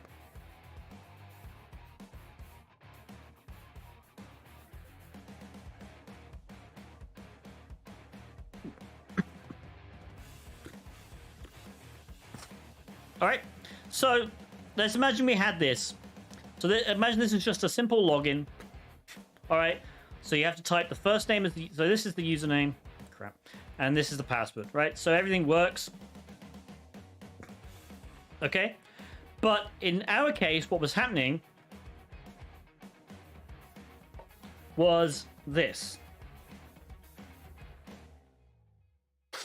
So what happened was the username got placed into the SQL statement, right? Oh god, okay. Anyway, the username got placed into the SQL statement,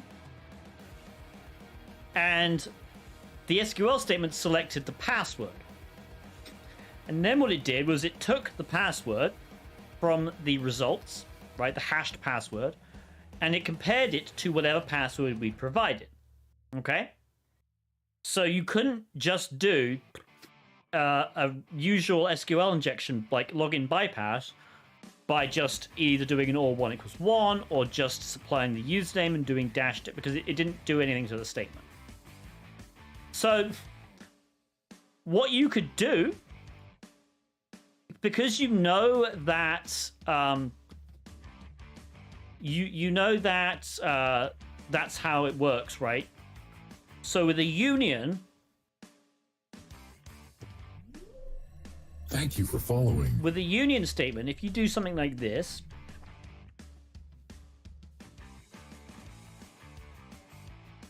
okay, you get a table where you get the results, last name, Chase, Mansfield, Guinness, and then whatever we put here. Now, if you put a dodgy username, so if you just spam whatever into here, and you run this, what a lot of people don't realize is, if there are no results in this first select, you still get a table generated. The union still works. If you're unioning this select and it returns nothing, but you're unioning it with this, all that matters is this has something in it. Okay? So in this case, all we need to do, we placed 72nd. We did quite well. So all we need to do is set, so we can control the password value. We can control what the database returns as a password value. All right? So in this case, what we can do is take the CyberChef value and run it. And remember, last name is just password, all right? And so the database thinks, even though this first name, right, is not a valid username, the database isn't checking if the username is valid. It's just checking that a password is returned by the database.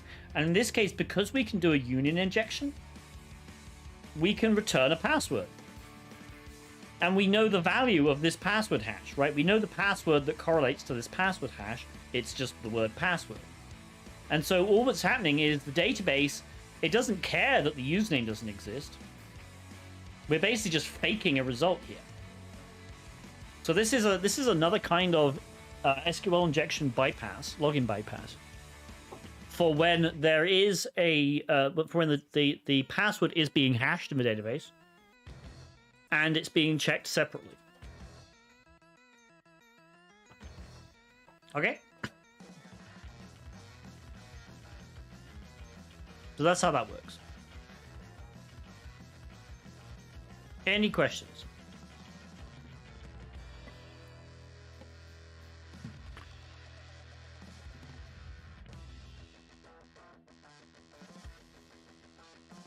You could totally make a box featuring that SQL injection. I believe last year there was a challenge that did this, which is why I kind of did it this year as well. I think last year there was definitely a challenge that did that.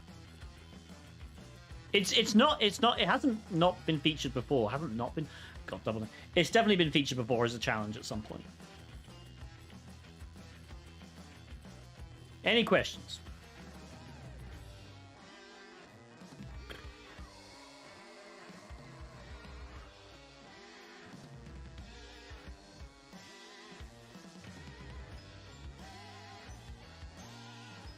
Speechless.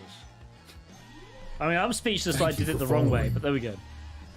I honestly thought this was a cooler way of doing it, but thank you for following. Let's do Time Corp. Thank you for following. All right, Time Corp had actual code. This is the first code review.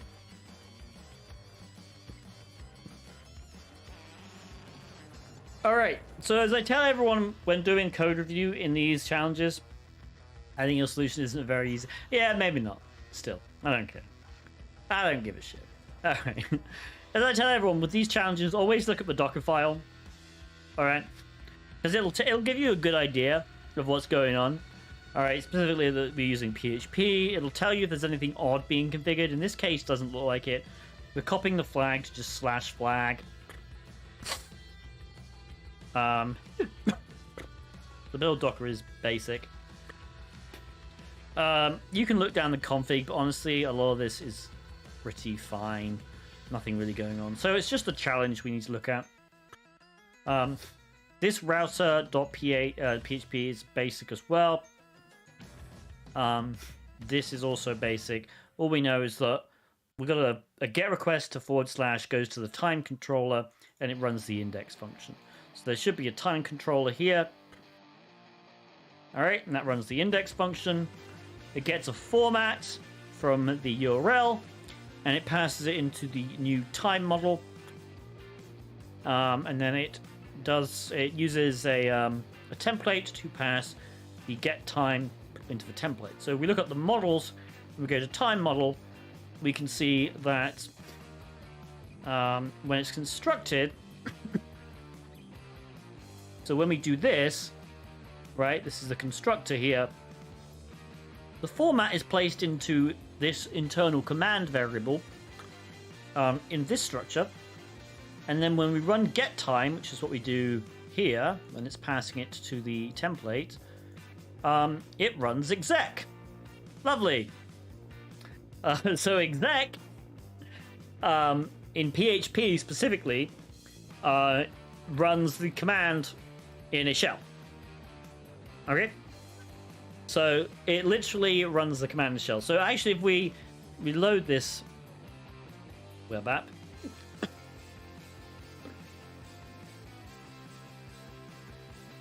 Okay, we can select what's the date, and it'll tell us, okay, here's the format. So let's go here.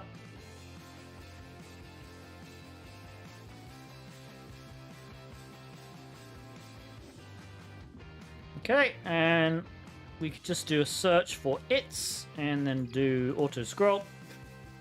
All right, so we send a format, and it prints the date in the format. So we know from our code review that this is the time command. And so what's going to happen, it's always good to just see how our variable gets placed into it. So what we can do is we can take out the double quotes at either end. We can take out this semicolon because it's part of it.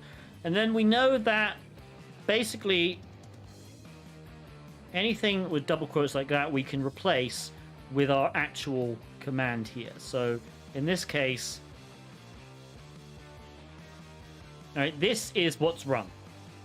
All right, this is how this, and we can control anything in between here. Okay?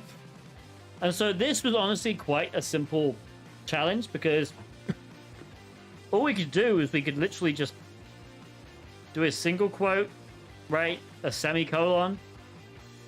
And then we could do anything we wanted. We could do a sleep 5, right? A semicolon and and comment out the rest of the line. Yeah. So if we copy all of this, paste it in there and URL encode it, then we sleep for 5 seconds. Right? So you can't see, my head is kind of covering the thing here. But you can see it slept for 5,000 milliseconds.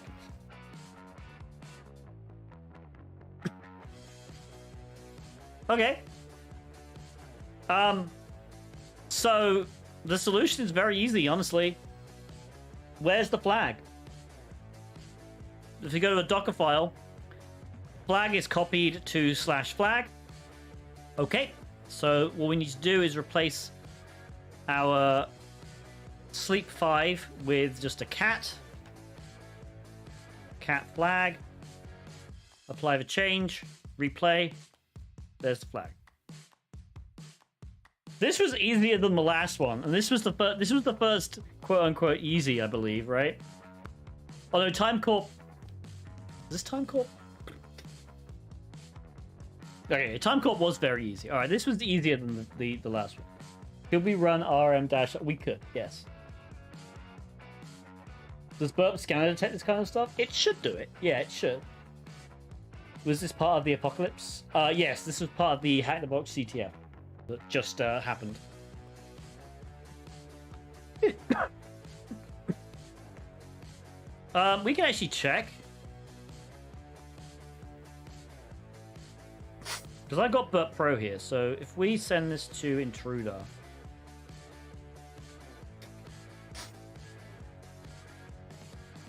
And honestly, we probably want to do a configuration.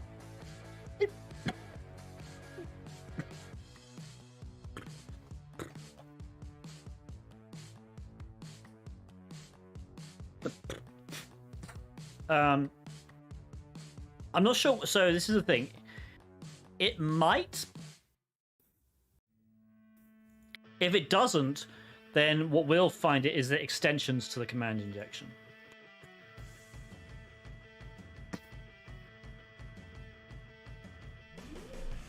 Thank you for following. We can see though. So let's do.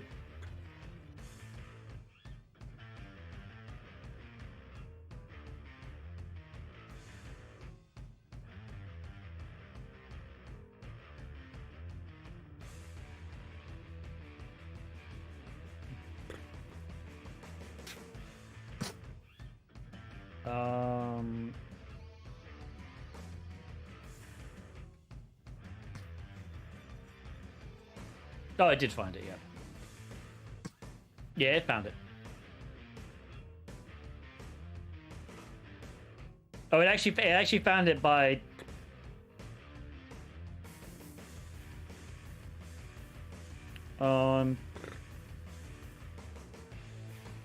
Yeah, echoed it out, I think, somehow. Yeah. Yeah. Yeah, so it does find it. It's very good. But again, like, there's a lot of extensions that /powered scanner is really good for finding stuff like that. Command injection attacker is very good for finding stuff like that. So, like, even though burp scanner is pretty good at finding base cases, the fact that it's extensible, and if you enable a lot of these extensions, like /powered scanner would generally find this as well. So with command injection attacker. All right. Any questions about that one?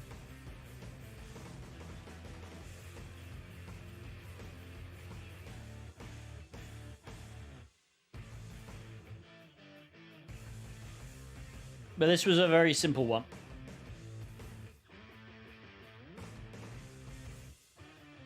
I honestly recommend, if you struggle with this one, do the code review, copy out the actual command that's being run, replace it with, replace the crap, so you don't need this, right? Because ultimately, this is what's being executed. So whatever string you put as the format here, this is the command that's being executed. And so once you realize that this is being executed, you can realize, oh, I can just escape out of this string here. I can put a semicolon. I can comment out. I don't actually need to comment out. I could have done, like, you could do something like, so let's see, if you do a semicolon and then just do an echo and then like test. There's test, right? Because all we're doing here is we're doing echo test. Now we have two commands. We have the date, right? And then we have an echo test. And, this is just a redirection. This is nothing. All right? So you could do that, but honestly, remember that there is a hash symbol. So you have to encode that hash symbol because that's not a URL. You can't put that symbol in the URL gem.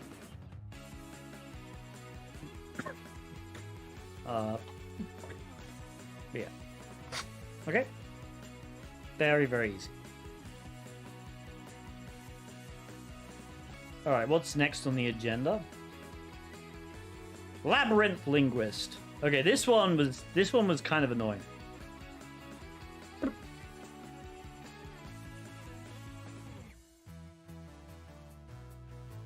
I won't lie, this one was annoying.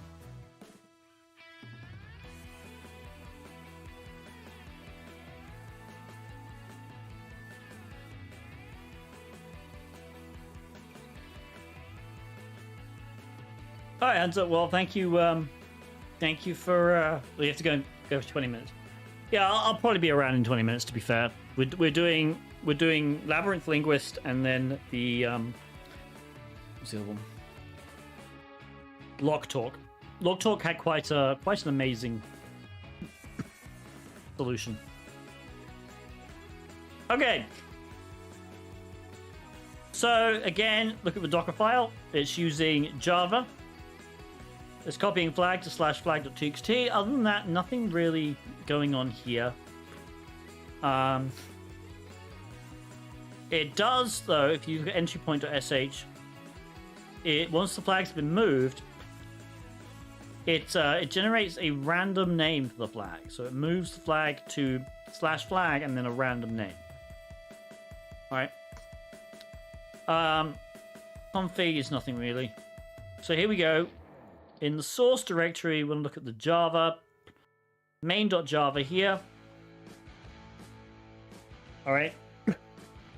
What's something that we're immediately going to look at when we load this Java file? What's something that just screams at us on the CTF?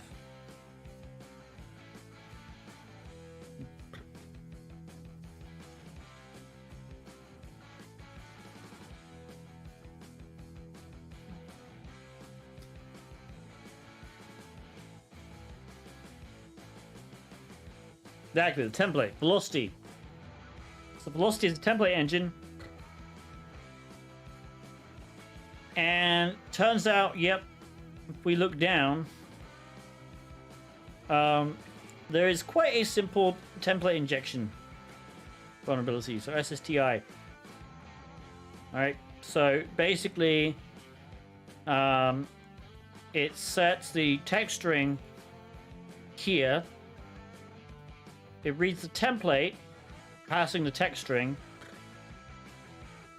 and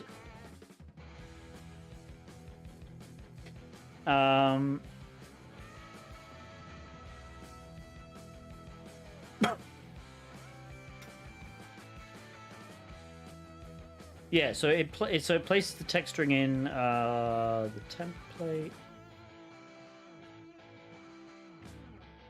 here, right? So it's basically doing a really bad job of sorry, I'm jumping all over the place, but the read file to string is where the issue is here. So read file to string, it gets past a file path and a replacement, and does line.replace text with the replacement. All right, and then it passes that entire thing. So basically what we're seeing here is whatever we set the text string to, because we have control over this, we can just insert it into a raw template, and that template is going to be parsed by the template engine. All right, which is really bad. This function is kind of stupid. Like it makes no sense to have this function here, because what they're doing is already kind of the template engine already does by default, right? So like, for example, if we put the word test here and go back to this, we can see that the word test is right there. So you're able to find SSTI but not leverage it? Yeah, so this one was tricky. So I did this one a weird way, and then I after the CTF, I found a write-up which did it a really cool way. And I'm going to add that to my SSTI list, because the way that that guy did it was awesome. But so there are, if you look up velocity SSTI, go to hack tricks, for example.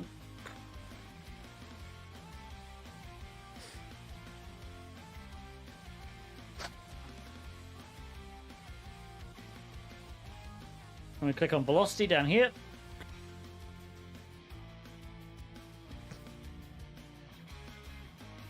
Okay, so this is a velocity template. If we copy this and paste it in here. Oh, can't paste it in there. I've got to send this to a repeater. Let's just send it. Paste and URL encode it. Okay. So this does this thing, which is probably what a Rubius ran into. I think if you do Sleep 5, it didn't do either.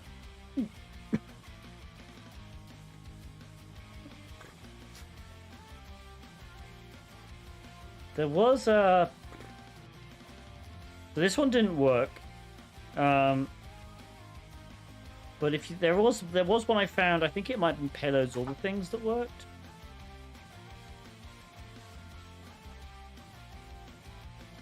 Basically, this was the velocity SSTI hunt.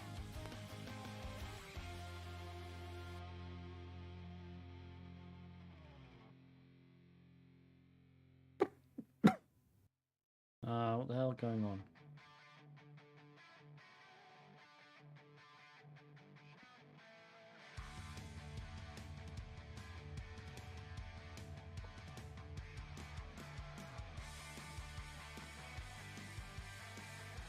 So is it the same?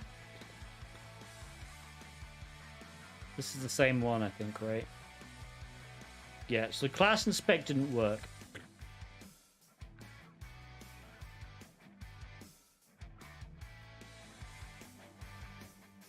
That's exactly the same.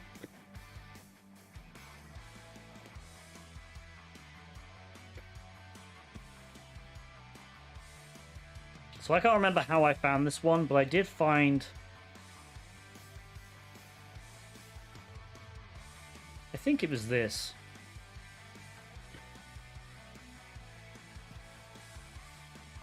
So if I comment out this and I do sleep 5. So sleep 5 is always good because it... Yeah, there we go. Okay. So this template worked.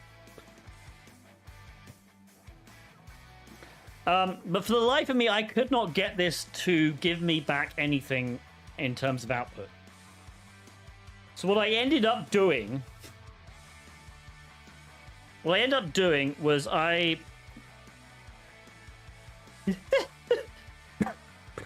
I'll show you what I end up doing. Web labyrinth. Alright, let's do test.sh. What I did was I created a reverse shell. So we can do rep shell. Oh, hang on, I need to do... Yeah, so 2 secs.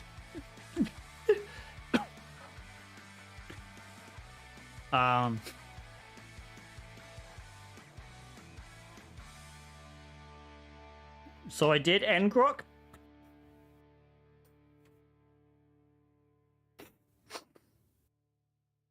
And then I did this. So what I did was I did test.sh. I did a rev shell gen.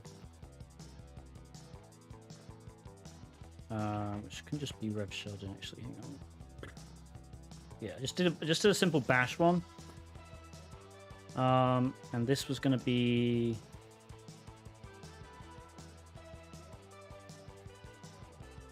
IP was that. And this was 14337. Okay. So I did that. I did bin bash. Contact that. Okay. I then hosted a Python HTTP server here on port 4444. All right, and then what I did was I believe I did wget http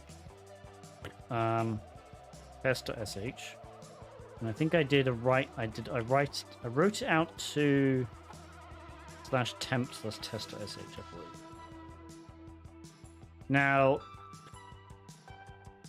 that didn't work, but what I could do is I could use curl, and I think curl just uses -o, right? So let's just try it.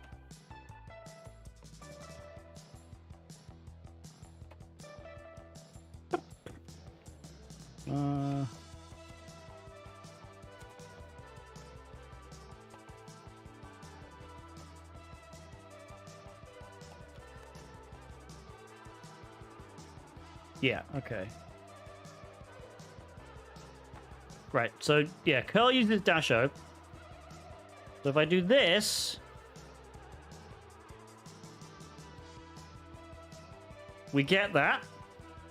Okay, so that worked.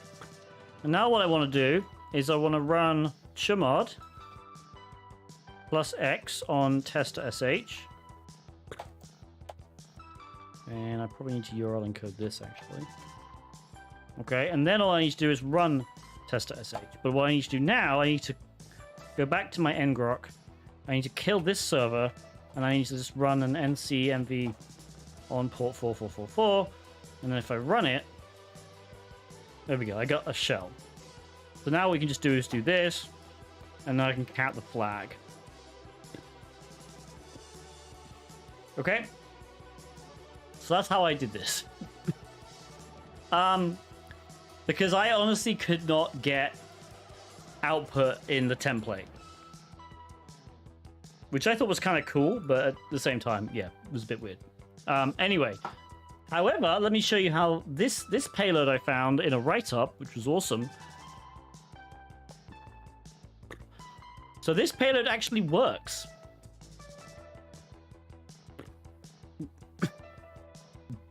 And I'm not entirely sure why it works, but it does. It's subtly different. It uses a different approach. But it does indeed get output. Hey Hamza, how are you?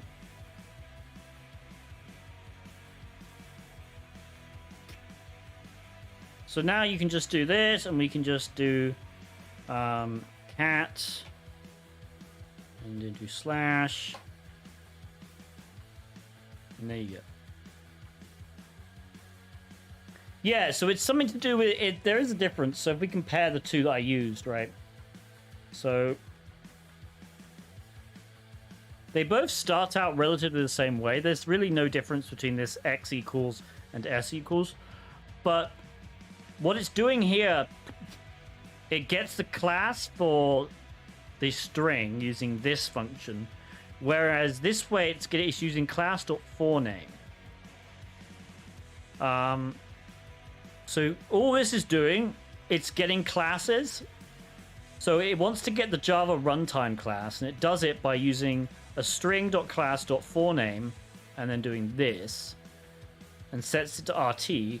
It needs a character class so it can read individual characters from the result, and it sets that to CHR, and it uses the string class here. Then it uses the runtime class to get the runtime, exec the thing, and sets that to exec. It runs exec.waitFor, basically it waits for the result of the command, and then it grabs the output as an input stream, and then it uses this for each loop, right, to get the string value of from basically converting it to a character array. So this is kind of cool. I like this. I'm going to add this payload to my list of payloads because this worked beautifully. But yeah.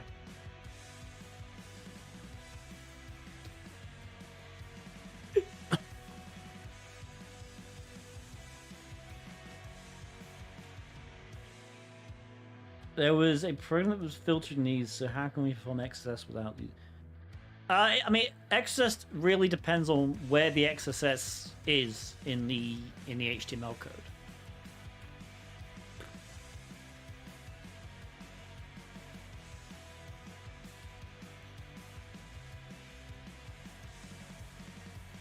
All right, any questions about this? This was pretty simple.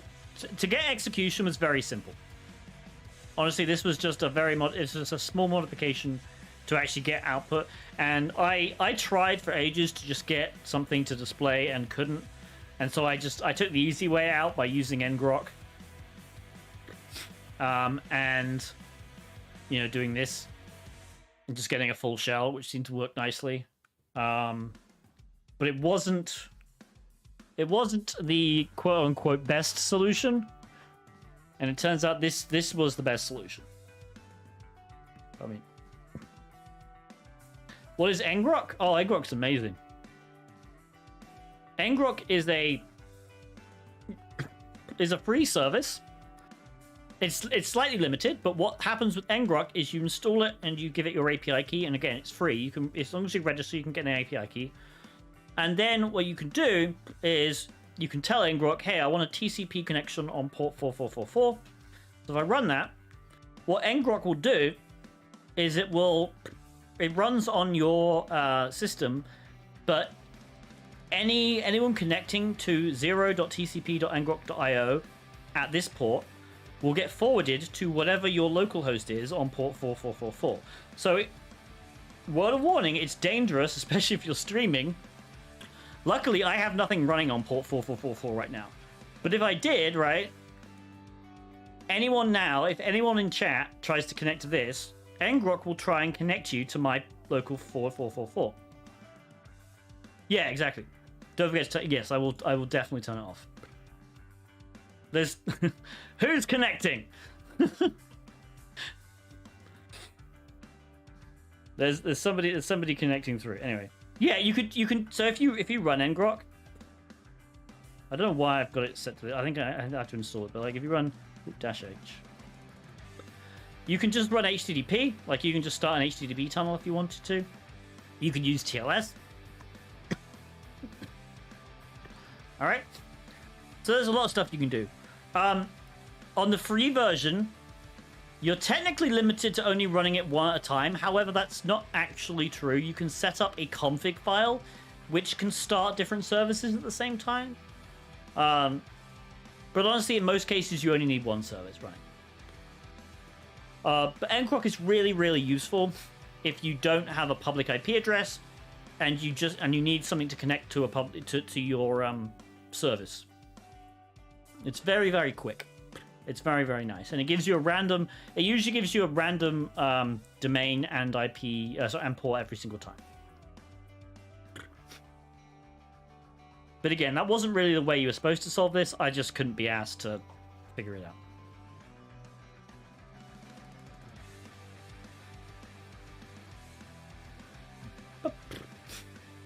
Nice, I'm glad.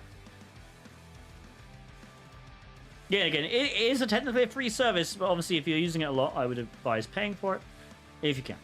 Okay, moving on to the last one that we're going to do today. Anyway, Lock Talk.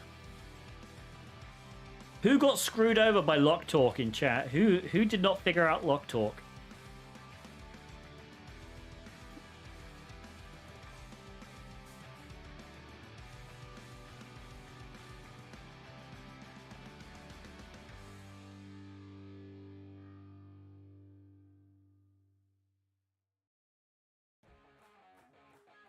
Oh, shit. JWT one. It is the JWT one, yeah. Hang on a minute.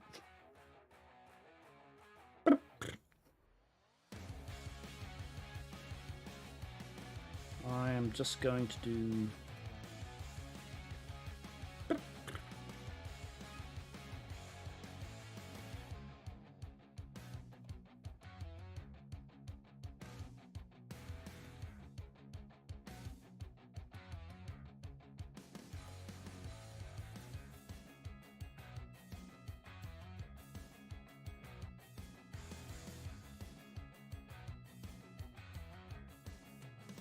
Okay.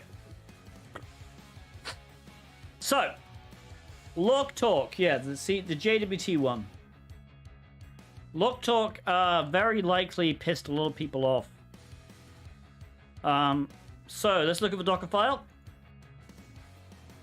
It's using Alpine. It's using HackTheBox. Okay, it's using Python. Lovely. Realistically, nothing in here. HackTheBox is interesting. So the fact that there's an HA proxy is quite interesting.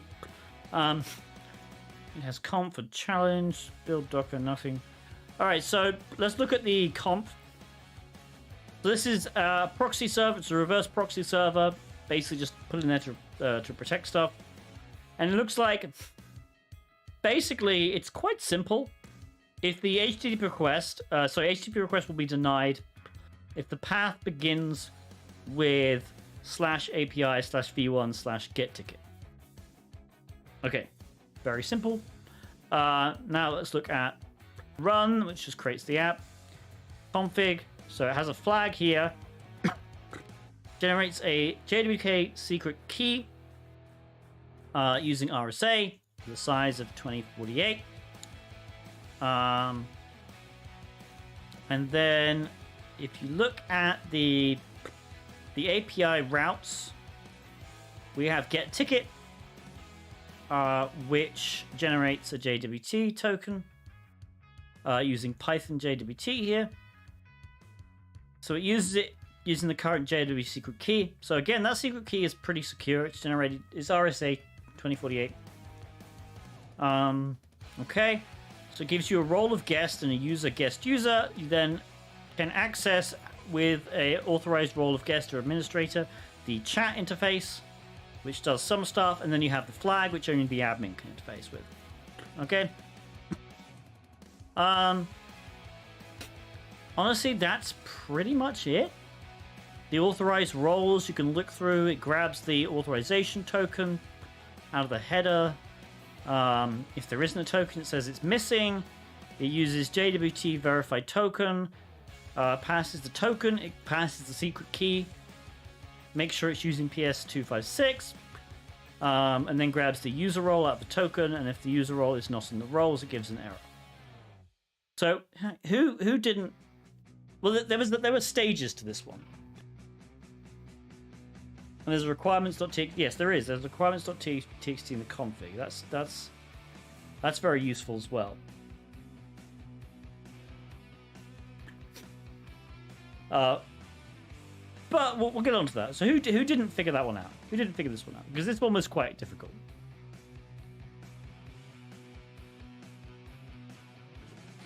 Or are you all masters now of JWTs?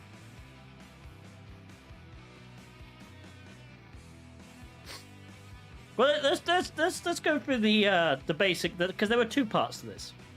So obviously, API v1 get ticket generates a ticket. Lovely. Oh no.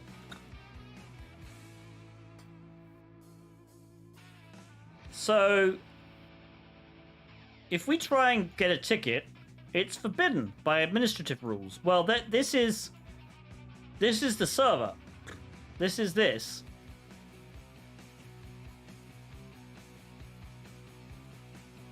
So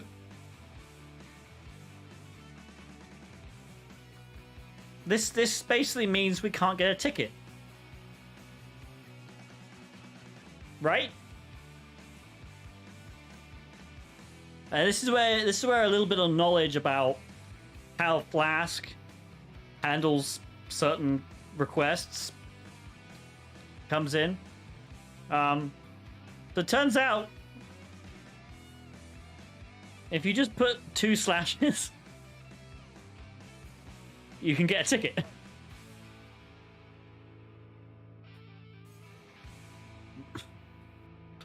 This was the easy bit of this challenge. By the way, I think this is a medium. Yeah, this is the medium challenge. So the first part very easy because all the proxy is saying is, hey, if the path begins with this, then reject it. But clearly, as you can tell, chat, my path does not begin with that. It begins with this, and Flask is pretty forgiving when it comes to this kind of thing. So Flask will interpret this as, okay, it's just clearly /API. Okay, but now we have a JWT. Lovely. All right, so let's put this into there, and let's grab this. Okay, so we can grab the chat. All right, but if we paste in our JWT token here, guest user does not have the required authorization to access the resource. Okay. Now, I suspect a lot of people went down this route and trying to do stuff like doing directory traversal, which you could do. But like, I spent a lot of time trying to make a directory traversal because I know that this os.path.join is actually quite vulnerable to stuff. But the issue is this .json thing, which I could not get around. And I looked at the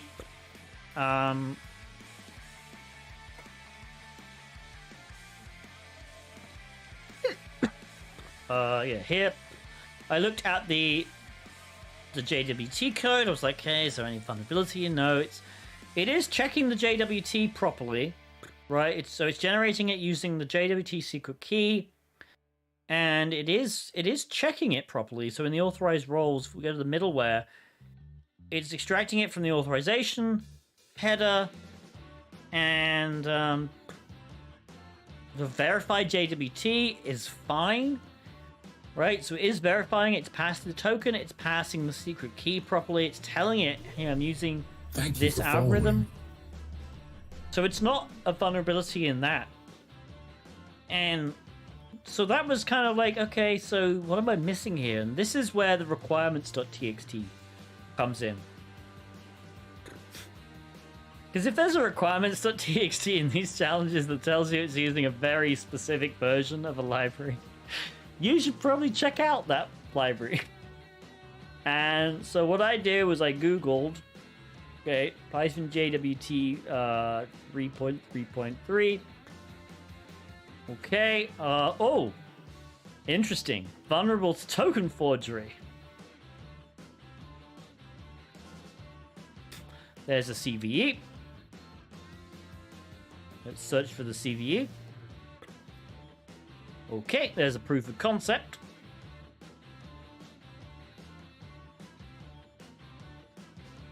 Interesting. According to the CVE, there's a flaw in the JSON web token verification. It's possible with a valid token to reuse its signature with modified claims. I think a lot of people probably got very confused with this because the way that this works is really bizarre. So let's just use. So if I go to, I have this code downloaded. So what it needs is a JWT token. Well, we have that,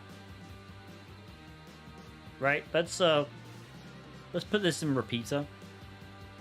Guest does not have authorization. This is where reading documentation really comes in handy, by the way. So we put it in here, and then we need the injected claim. So injected claim using the form key equals value. All right, so what we really want to do, if we look up the thing, we need role is equal to admin. So our injected data, we want role equal to admin. Okay.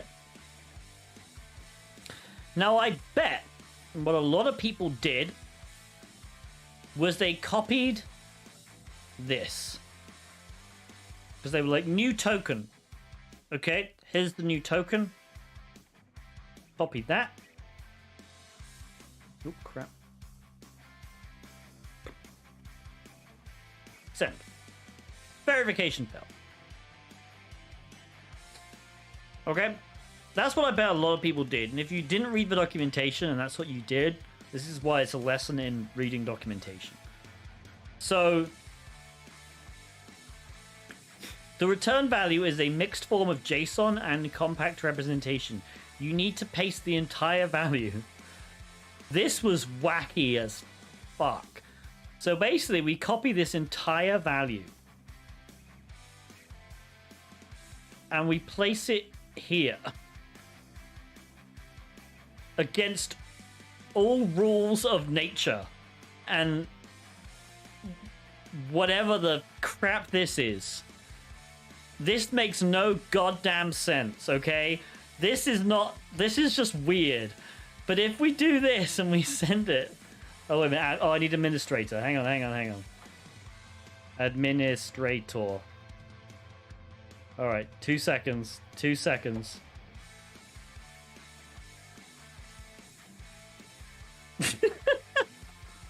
Like, what is this? It makes no sense. It's like, it's a JSON. It's like a raw freaking JSON object that we're just pasting in here with a kind of weird no signature. This JWT has no signature technically, but then we have this protected thing, a payload. Oh, I don't know, man. It was so bizarre.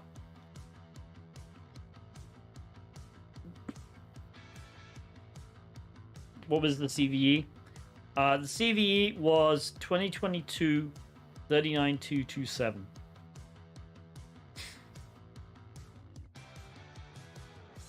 Yeah, I don't understand how this works though. Like, that's the stupid thing. Like, this shouldn't work. This is not how JWTs are supposed to work. I mean, I understand, yeah, it's a vulnerability. It's just bizarre that this is... like, why? And it's a signature bypass. Like, we didn't generate a valid signature for this. Probably deserialization. Yeah, possibly. It's very strange. But I guarantee if people got this far, and even if they found this vulnerability, I guarantee there were some people who didn't read the vulnerability description. Because the first thing I tried, right? First thing I tried was this token. I was like, oh, here's the token, and it didn't work. I'm like, what? And then I went back to the page, and I read this bit. And I was like, oh, that's weird.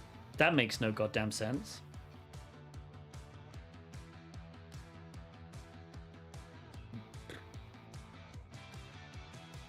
But lo and behold, it worked. Any questions?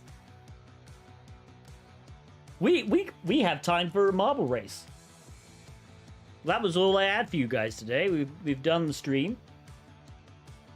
2.5 hours. If you've survived all this way, we have time for a marble race.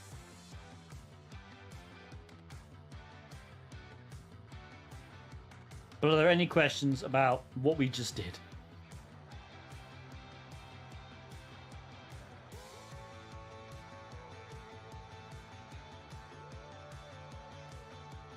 Could Flask intercept the // I don't think so. Flask generally doesn't, generally considers a double slash or a triple slash as, I think it... Yes, well, how I don't understand how this works. But yeah. Very strange.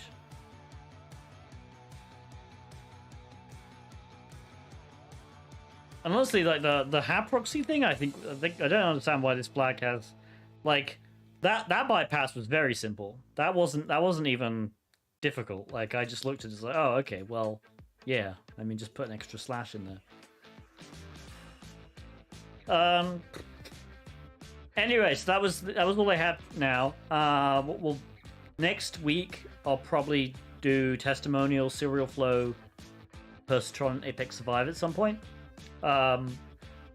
Those were the 4 remaining web ones. So testimonial we did solve. The others, serial flow, we came very close to solving. Persitron we didn't even try. Apex Survive, I don't even want to talk about Apex Survive. It was awful. The HAP proxy was the HAP proxy was not the challenging part. that bit was simple.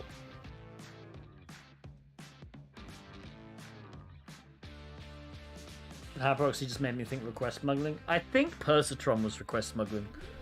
I didn't look into it. Thank you for following. Overall, though, I like the CTF. It's my favorite CTF of the year just because the challenges are all really good. The web ones this year were way harder than last year's, though. Definitely way harder. So yeah, that was definitely good though. But I like the misc, I like the web. My team placed really well. We placed 72nd, which out of God knows how many teams. I think there are more than 5,000 teams. So that was really, really good. I'm very proud of how we did. Yeah. If you honestly, our team is great. If you want to join OnlyFeet, the CTF team, the Followers Challenge was, yeah, it was. The nice thing about the OnlyFeet CTF team is we're welcoming to newcomers. We do CTFs a lot, and the nice thing is, we basically enter almost every single CTF that's advertised on CTF Time. Sometimes you'll have one person doing the challenges. Sometimes you'll have a whole team. Like we maxed out our team for the Hack the Box one, so we had 20 people working on it at any one point. But if you just want to join the CTF team, like you can do challenges. Like we don't care. If you want to do the challenges, even if you're a beginner, like we obviously like placing high, but we don't really give a shit. We just like introducing new people to CTFs, and we obviously like growing the server. So if you want to join Only Feet, let me give you a link.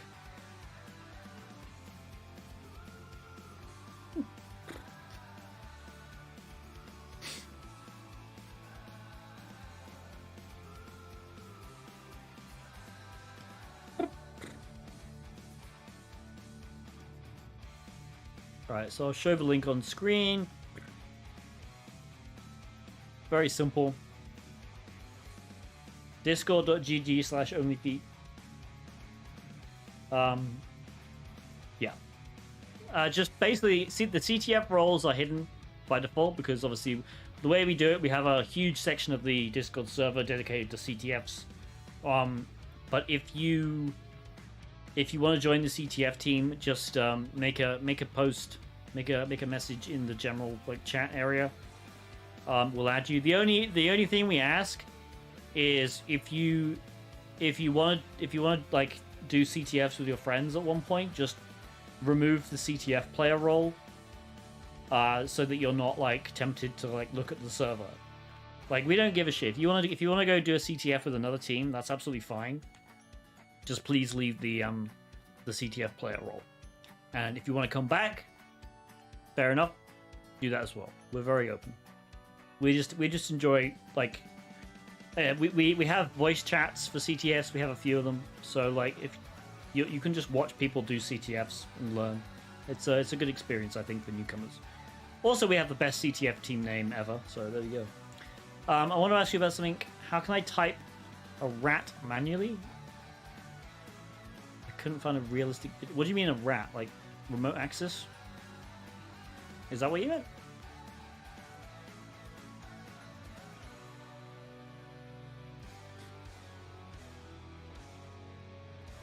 Like, I'm not entirely sure what you mean. Type and rat manually.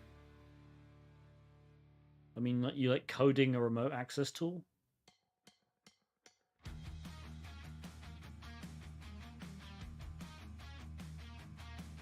Should I be good in programming to be good in hacking? That's a debate. It depends. I think the answer is yes and no. So, can you be a hacker without programming? Yes. Will it hurt your career not to know some programming? Yes. So honestly, if you don't do any kind of, you don't have to be necessarily amazing at programming. You should at least you should be competent in some kind of programming language. It'll just help so much. But like to do web app programming, web app testing, you don't necessarily need to be a good programmer. It can help them. It can definitely help because there are some instances where you'll want to program stuff. Reading code, not necessarily. Like a lot of time, especially in like hacking, you won't get access to the source code. So yeah.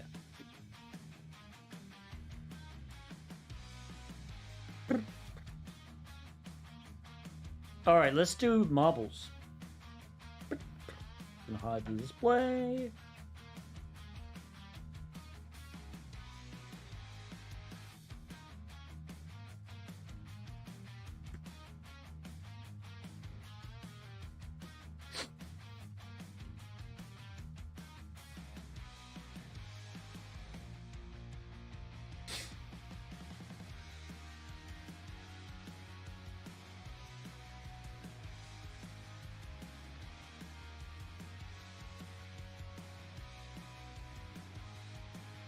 Oh god.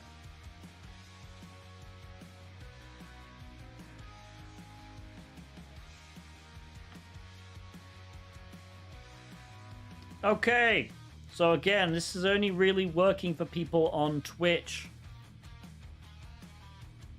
And this is not a giveaway, by the way. Just FYI. If you're not on Twitch, you can't enter this race. Unfortunately, it's just how the marble game works. It only works on Twitch. If you're on Twitch, though, you can type !play to join the marble race. All right. Did we finish hacking? We did. We did indeed finish hacking, but we will be back next week.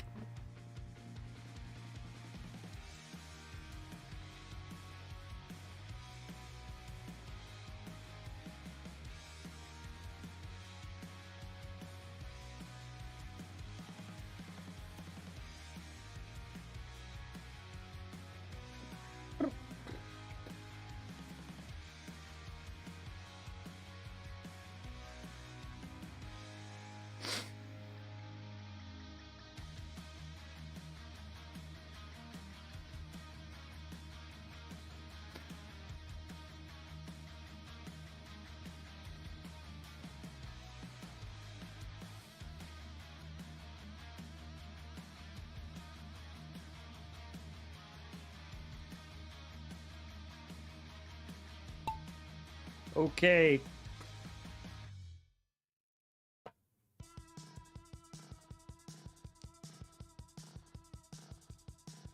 Alright, let's go down here. Who's going to be the first to find the hole? Who's it going to be? Oh. I think it's 7-4.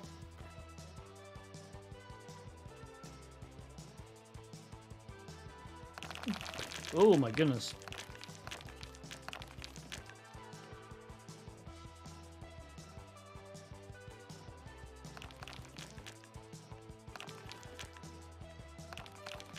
This is a crazy run.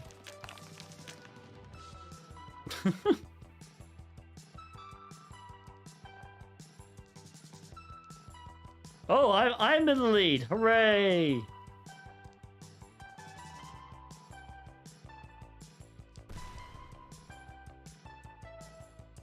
Oh, who's going to find the hole now? Oh, it's stable chaotic.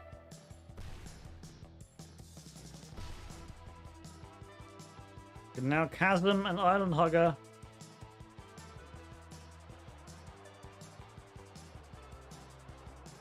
We'll do another one for you, Malicus.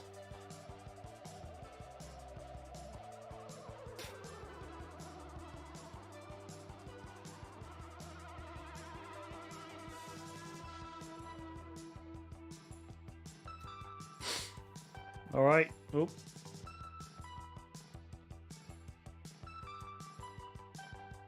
Matt is in the lead now.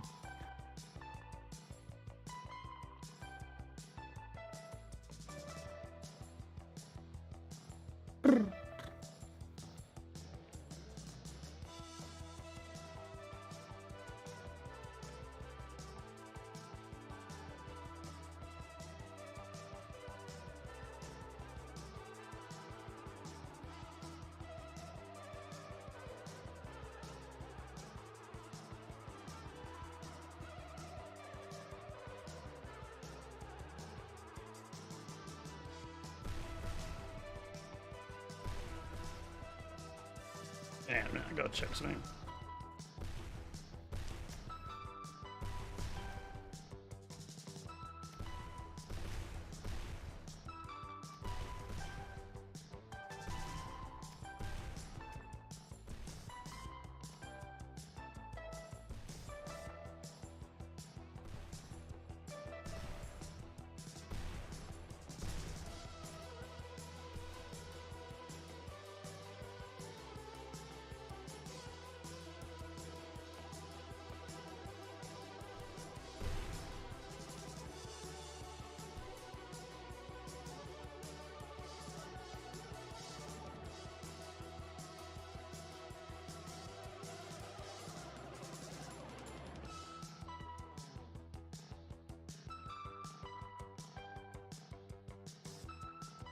Okay.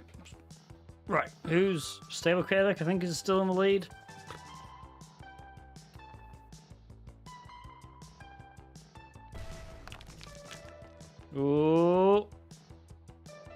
Oh my goodness! Oh no, Stable Conic did get it. Well, that was close. Stable Conic technically got through.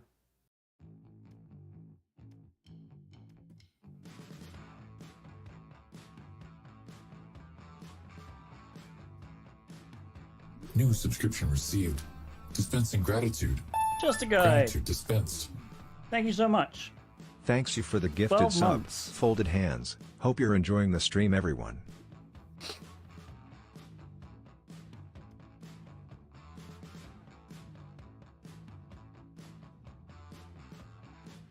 All right. Yeah, we'll do another one because Manicus missed out. I don't know if Just a Guy joined actually.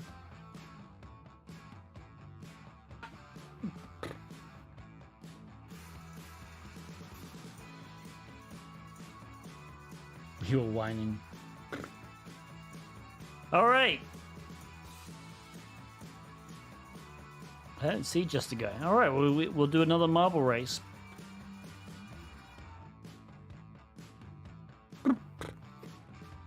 Random. No, we'll do community. Community's way better. There we go.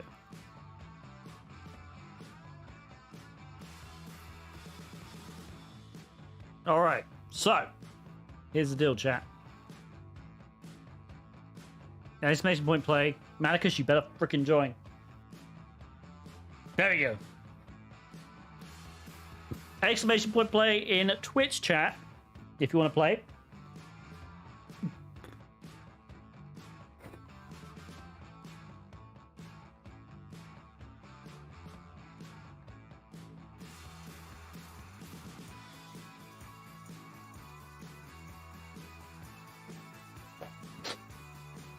All right. The other thing I should mention, so I will be participating in a malware trivia night over on VX Underground's Twitch stream at 9 p.m. Eastern. Unfortunately, if you're in Europe, you're kind of screwed. But let me give a shout out to, I believe they actually followed me earlier, which is kind of funny. VX Underground _live. So go follow them. That should be where it's streaming. It'll be a battle. There's 4 different teams. I don't quite understand how they chose the people, because as far as I can tell, none of us actually know anything about malware. I am on a team though. I'm on Team Rocket with Track It Pacer and ending with Ali. Do you know who Track It Pacer is? She is a genius network engineer for literal rockets. She works at Blue Origin. And Ali is a software engineer. She works at Hack5. She most recently created the Net Gala.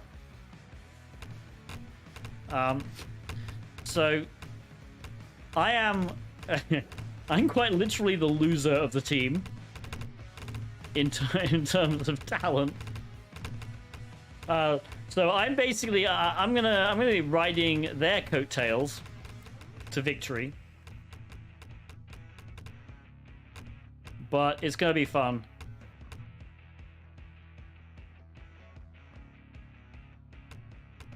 It's okay, you're not just a loser on that. Thank you, Manicus. I really appreciate that.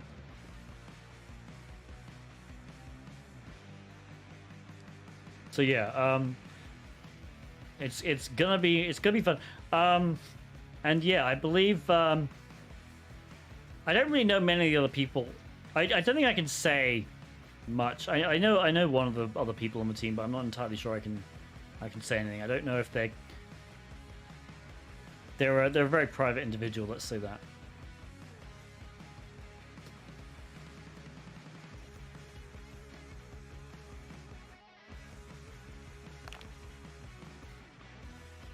I don't know who is.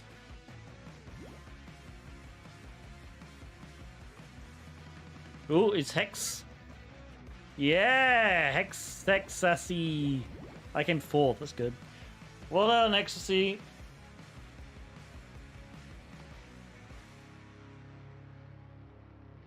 Don't sell yourself short. All right.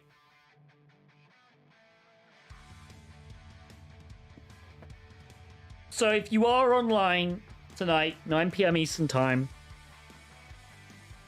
please check out the show. I'm not sure. I think I don't know. We'll have to talk about it. But me, Track It, and Ali might be streaming because we have a thing set up, but we'll figure it out. Anyway, definitely watch the VX Underground live stream. It's very cool. I'm gonna go and get ready. I need to do a few things, but yeah, you should definitely take a break to watch. I'm sure it'd be hilarious. But yeah. Are there any other questions before we go, chat?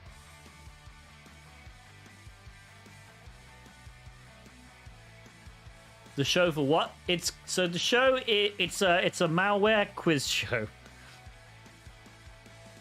On the VX Underground, 9 a.m. Eastern. No, sorry, 9 p.m. Eastern. Definitely go subscribe. I just gave them a shout out. Go subscribe to VX Underground _live on Twitch. Not subscribe. Go follow them.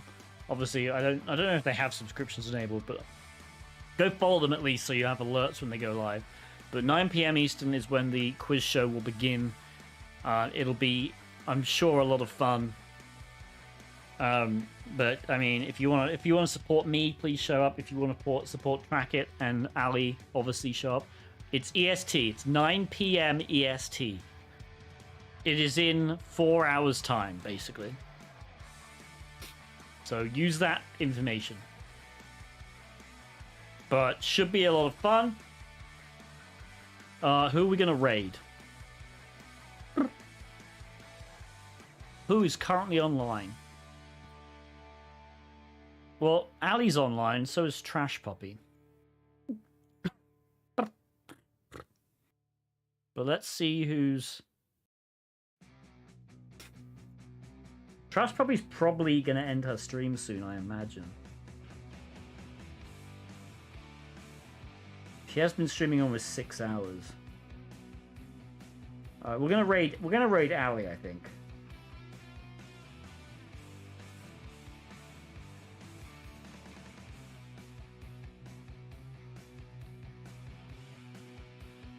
We're gonna raid Ali and wish her. So what our stream is? What's our raid message gonna be, chat?